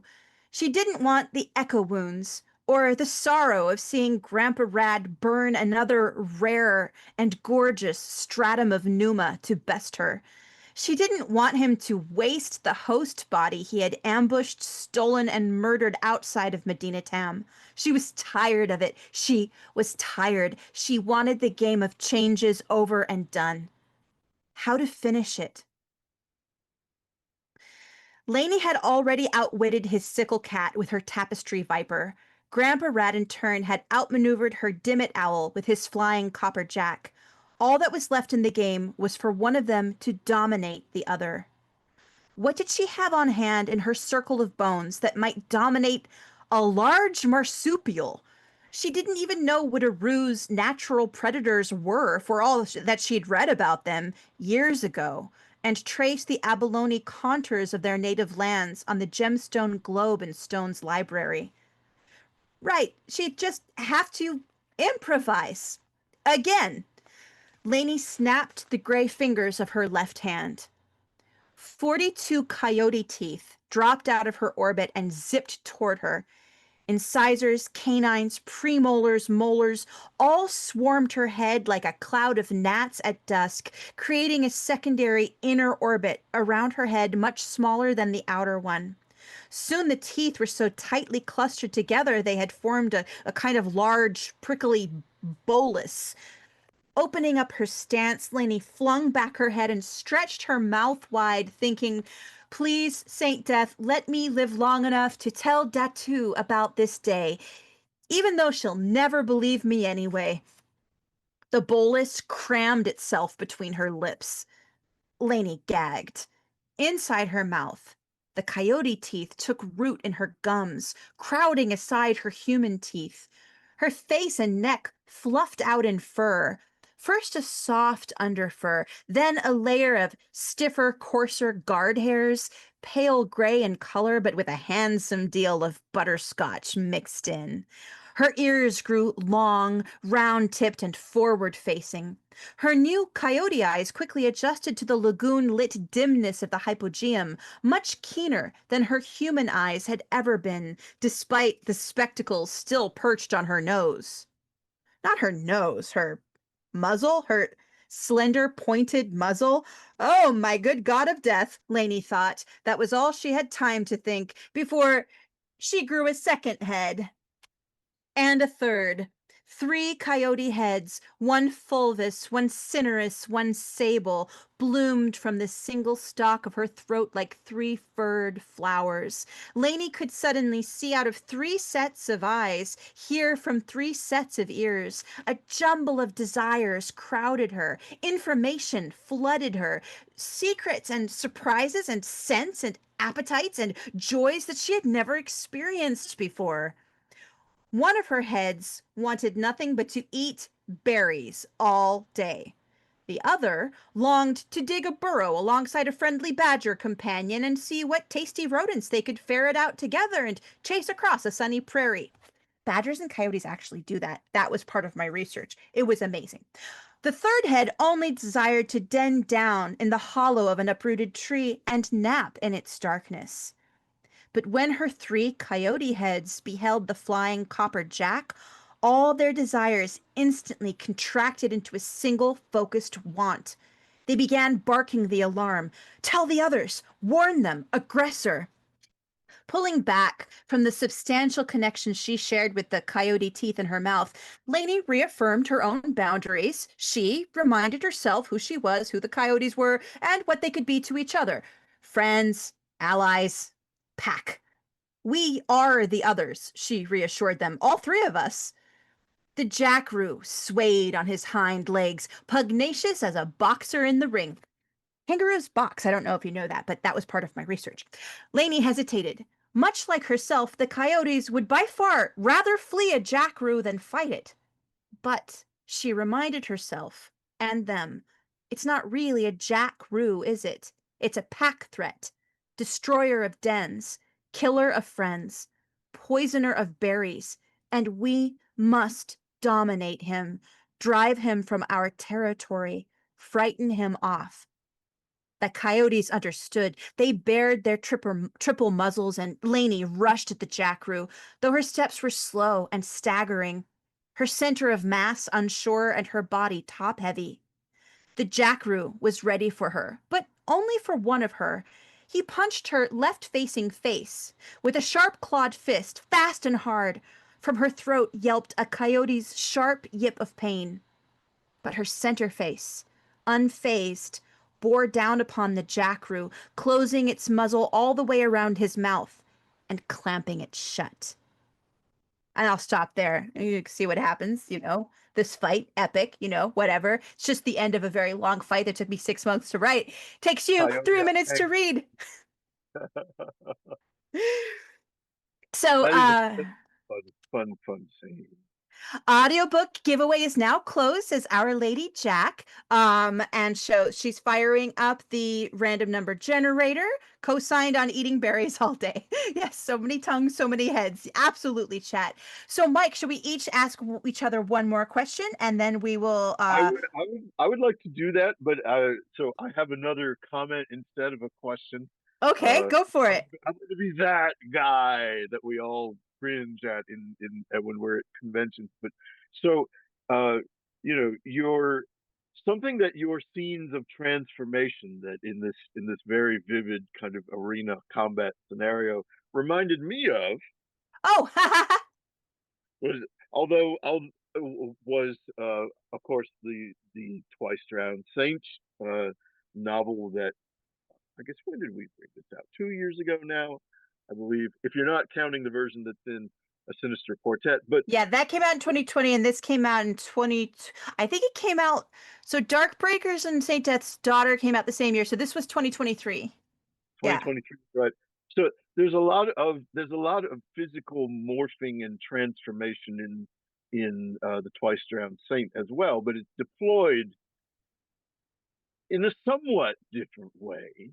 I mean, I think maybe there's kind of a connected principle, but that's certainly, as somebody who appreciates body horror, I, I very much I very much enjoy your kind of lyrical variance on it, and You it, know, it was fun. It was fun to find that in Saint Death's Herald as well.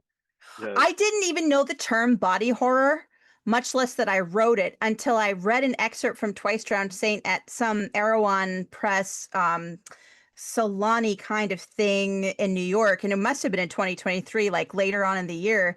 sure. And Carlos's agent came up to me and they're like, I really like body horror. Like, I like that reading. And I was like, oh, I thought I was just writing fantasy, you know? But so ever since then, it's kind of become more of a word I've heard more around. And I guess it's just like anything that messes with the body is that kind of body horror. But I like to mess with the body, which I think is that, especially in Twice Around saying in this, yeah, there's a lot of like bodies are behaving in unnatural ways. And you're really good at that. Like you're the master of body horror. So, well, thank you for saying that. Am I really a master? I don't know, but thank you. I'll take it. Yeah. I like when you said lyrical variants. That's funny. What I I like do. to, I do think that's an appropriate way to describe I, it. I mean, I did a little bit of like when I was doing Twice Drowned Saint, you know, there's the Thetia whose arms are eels. So I did research on how eels behave. So if you had arms that were eels, what could they do? Like that was just what eels could do, only in a different medium than where eels usually are. And so for researching this, I've really researched a lot of different animal behaviors That's because awesome. if these skin changes are taking on their behaviors, now they can be bigger than the original animal and they can move through other media than that original animal would move through. So there's like jellyfish that can kind of fly through the air, and jellyfish that are normally like 1 inch big, they can just be as big as a pig, you know, that's God. fine. But I still wanted them to behave like the animal. And so it was I did so much animal research and it was really fun. That was the other fun part about it, was like there's just so much weird research to do. There's this great scene. I don't know if it's great. It's my favorite scene in the book where Lainey encounters a limestone bridge, and it came directly out of I a know that thing. scientific. It's like Yeah. there's a scientific article I read about the components of limestone, and I was like, the article said limestone is more animal than mineral.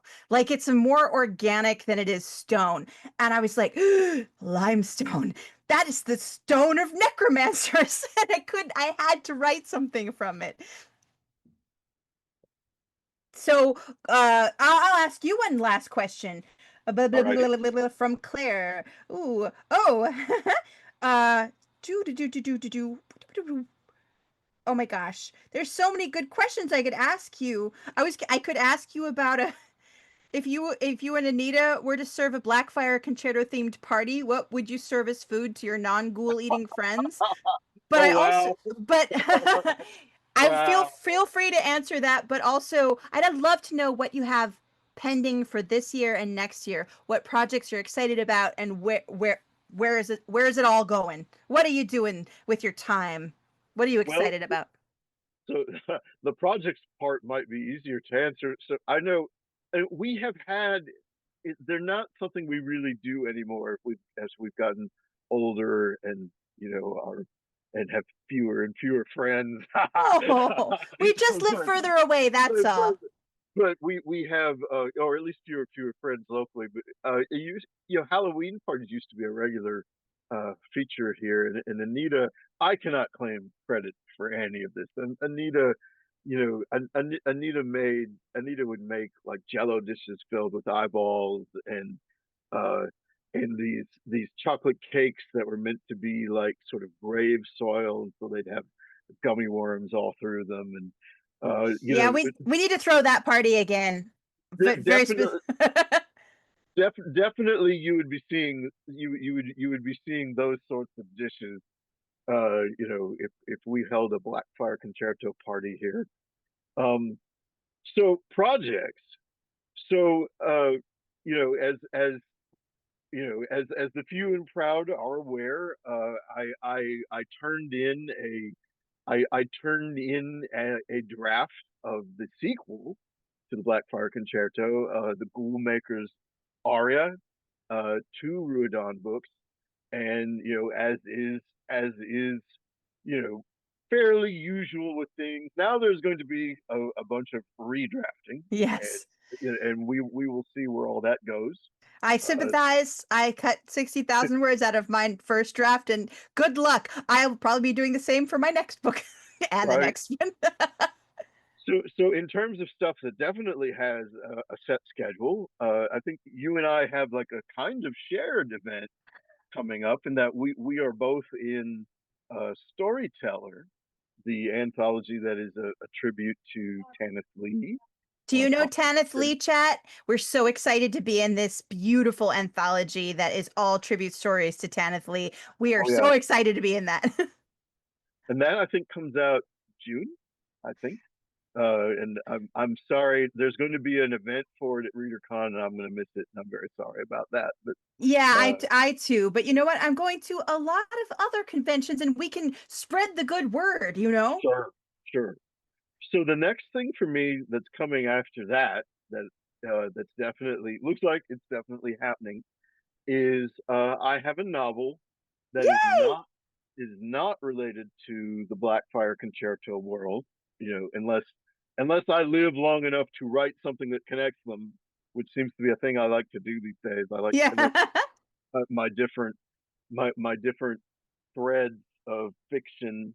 But this novel is called Trail of Shadows, and it's sort of embarrassing how long it has been in the works. I mean, it's expanded from a short story that was first published in 2009, and it is um, it is also full of you know it is also full of shape shifting and body changing, but there are no zombies.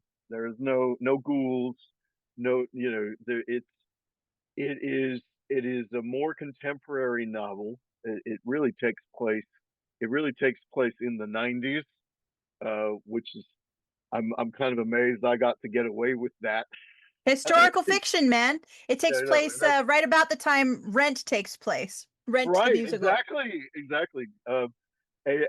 And it's set in the Appalachian Mountains, which I suppose the Blackfire Concerto is too in a way, but Trail of Shadows is much more explicitly set in that in the Appalachian Mountains as I currently live in them, and it's a story of a young man who discovers that he has who discovers that he has power and prestige in the spirit world thanks to thanks to things about his ancestry that he was not aware of. And I will be I don't know how resonant of a reference this is going to be for our Twitch audience, but I will confess that in at least kind of how the novel starts, there's a lot of the Amber Chronicles in its DNA. Oh, the It's Zelazny. very You know, the chat was just talking about Zelazny earlier. so well.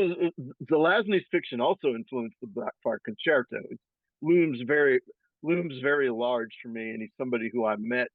Thank goodness, before he passed, we had a we had a nice we had a nice little conversation that I treasure. I love Uh, that.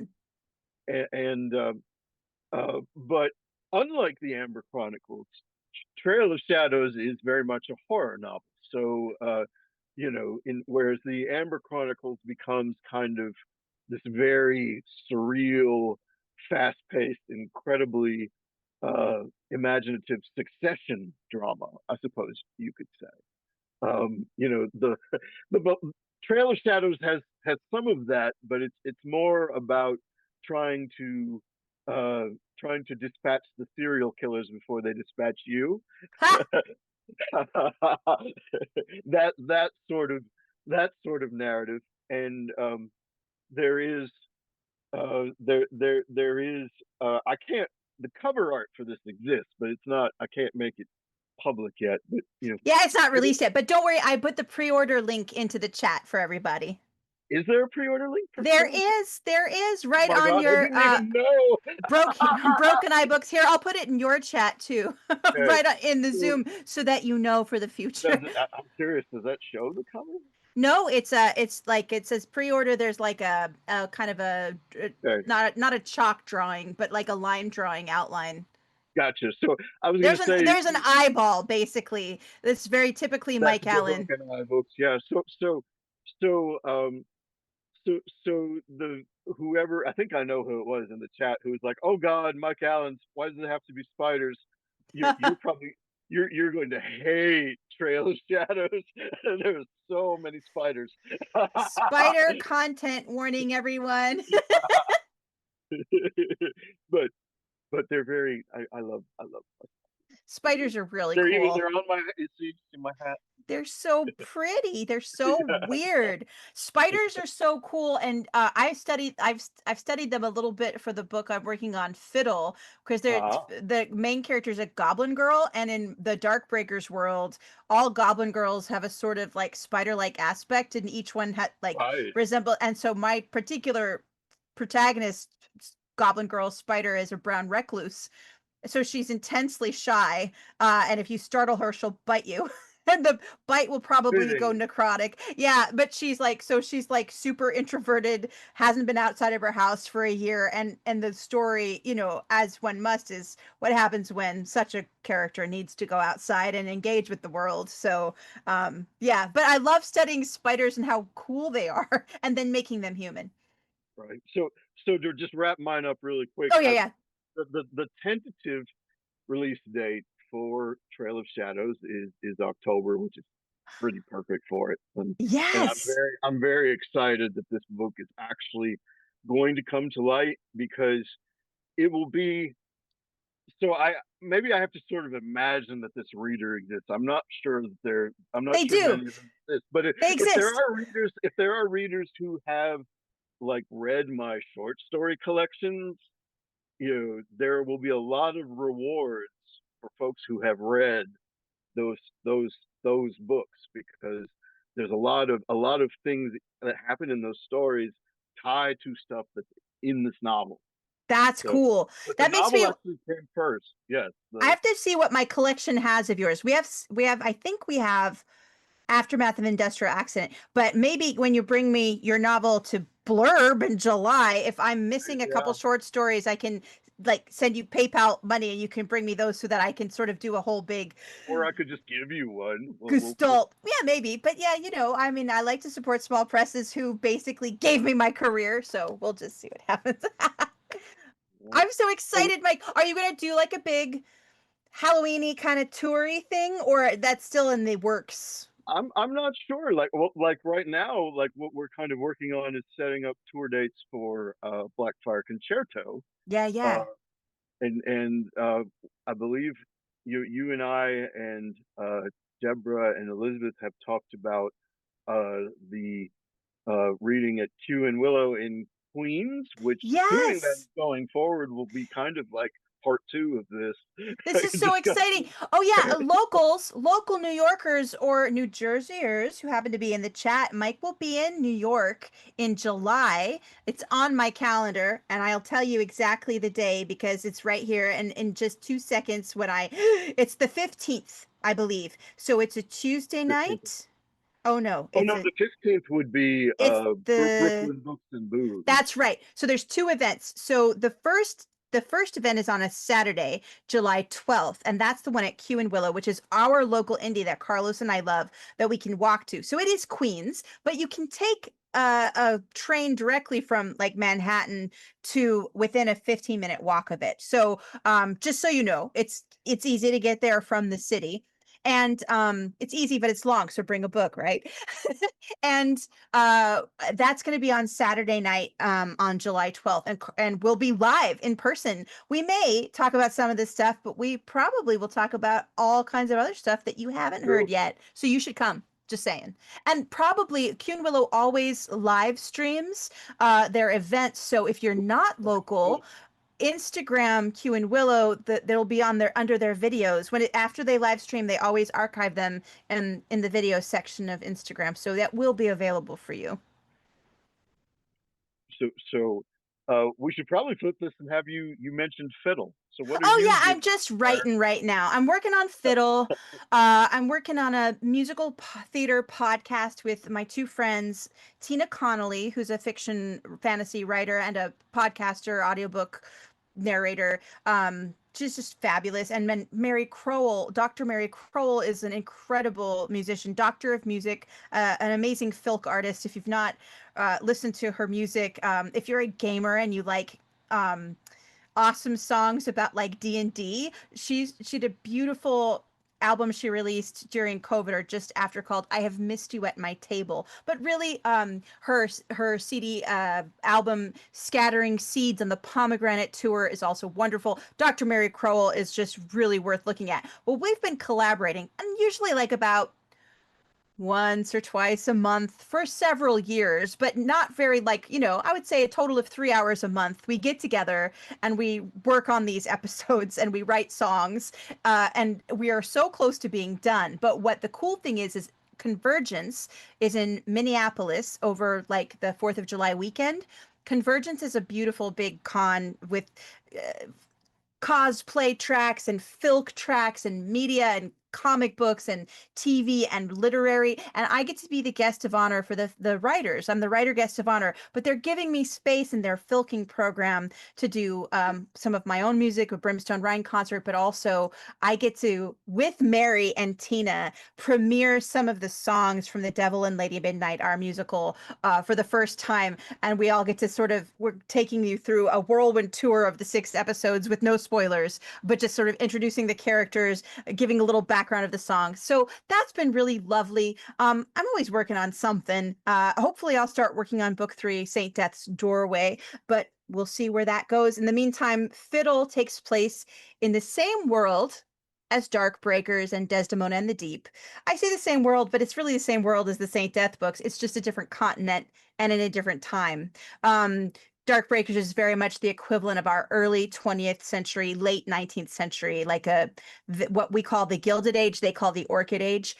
Fiddle takes place in that same area, but in what in our world would have been the 1980s. So They're the Fiddle, hardcover Dark Breakers. Yeah. oh, I just love it. And Brett Massey did the illustrations, and I think Dark Breakers is the prettiest book in the whole world. It's so pretty. But Fiddle takes place in that world only in the 1980s, so the cover would be a lot more like neon block prints, high tops, shoulder pads, boom boxes, video games, 8-bit video games. So it's just been a delight to write, and I just want to try to finish it this summer, at least a first draft to send to my agent. Good. Okay, last but not least, Deborah has done the random number generator with the names that were submitted for the audiobook. And Ellen is the person who won. That's the name that was given, Ellen. So Deborah is going to email you the Audible code for Blackfire Concerto, the audiobook. Congratulations, and thank you all so much for Hope you submitting. enjoy it. Yes, thank you. We do hope Obviously. you enjoy it. And you know what? If you didn't win, you could always just go and get the audiobook and listen to it. Maybe request your library to get it. That would be awesome. Mike, any last words to the glorious chat? Well, thanks to all of you for coming. However many of you there are, I can't see. It could be one person for all I know. But I appreciate I appreciate everybody coming out on a Friday instead of, say, watching a pirated copy of Sinners, or or the other things that you could be doing on a Friday night. I'm so glad you could join us. And my thanks to Claire and to Carlos, the invisible fox behind the scenes here, who who uh, were willing to host this. In And it's also like, Claire and I and Carlos. we've hung out a lot these past few years, and it's always a delight to get to see you guys again. And of course, my thanks to the personnel of Ruodon Books, RB and Elizabeth and Deborah, for creating the impetus for this event and helping to organize it and promote it. My sincere thanks for all of your efforts. What a And wonderful team they are, and so yeah, friendly and easy to work with. Like for the emails, very like organized and willing to collaborate. So I appreciate that so much. And Mike, we had like a really good group. We had anywhere from 18 to 25 for the whole two all right. hours. Oh wow. So yeah, and you know what? These videos stay online for several weeks and often get more viewers in the invisible hours where we're not watching them. I will try to remember. I'm not sure. I will try to get this one onto my YouTube channel so it's perpetual, but sometimes I just forget and then it goes away, and that's okay too. It's like theater, you know? Right. Well, that's terrific. Well, I mean, Claire, I know as someone as Carlos, those of us who are journeymen in this writing field. I mean, when you do the reading, you do the show, whether you do the show whether your earpiece falls out and whether it's like a room full of 60 people or a room with one person, you do it. You Yeah. give it so. But wonderful wonderful to hear that And so many friends, had like you the would, opportunity to entertain. Yes, yeah, and like you would see so many friendly faces that you already know and love there, and I think new converts. One person, Coleman, who was listening, heard your reading and said that they were definitely going to get your book after that. So it's really it's just we're sharing stories, and it's such a privilege and an honor. And I'm so glad we've now known each other. I think like just shy of 20 years. I think we met in around that's about right. 2007. It So. would have been, I think, probably at the first Goblin Fruit party at ReaderCon, whenever that was. It was quite a Yeah, while back. I think it was 2007. So a couple Yeah, years, and well, like 20 years. It'll be awesome. May we have a huge event for that. I hope so. I'm all for it. All right. Bye, Mike. Have a wonderful night. Thank you, chat. You're wonderful. We love you. Come to the next one. Oh, I Bye. guess I should say the next one. Just in case you're I'm interested, going to before stick you around and go. hear the next one.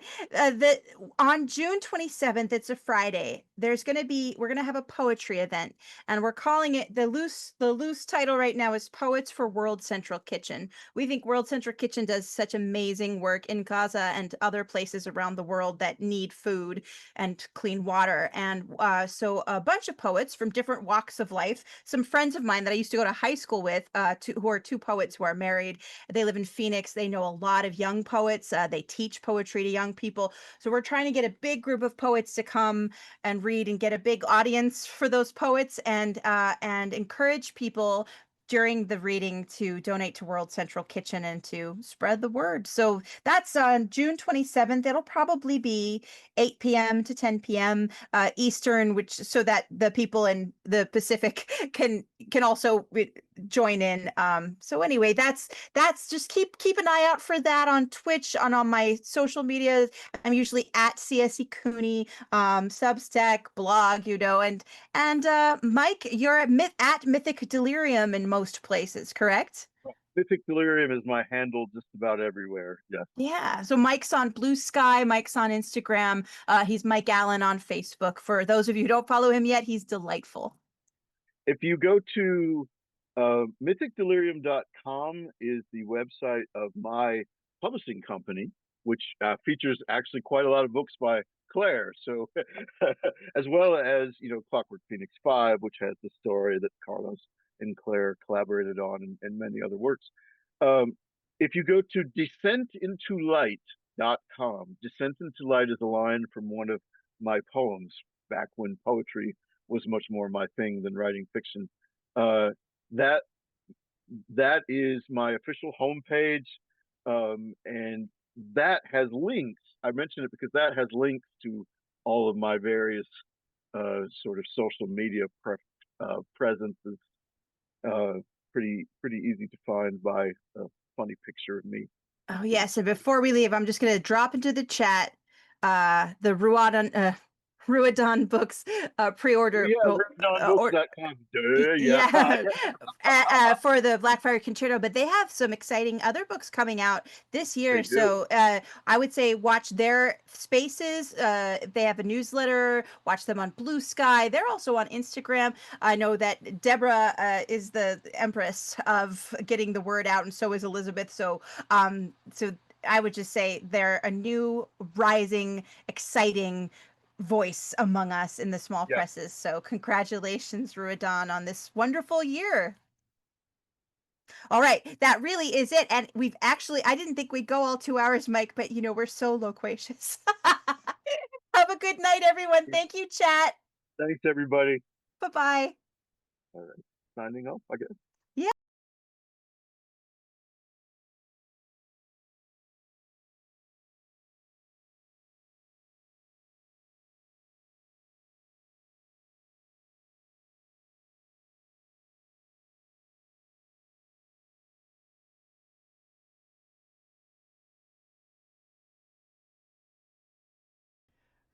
Oh, try me now. Can you hear? Okay, yeah, that was just wonderful. You two were delightful. We had a great audience, so yeah, a successful event all around.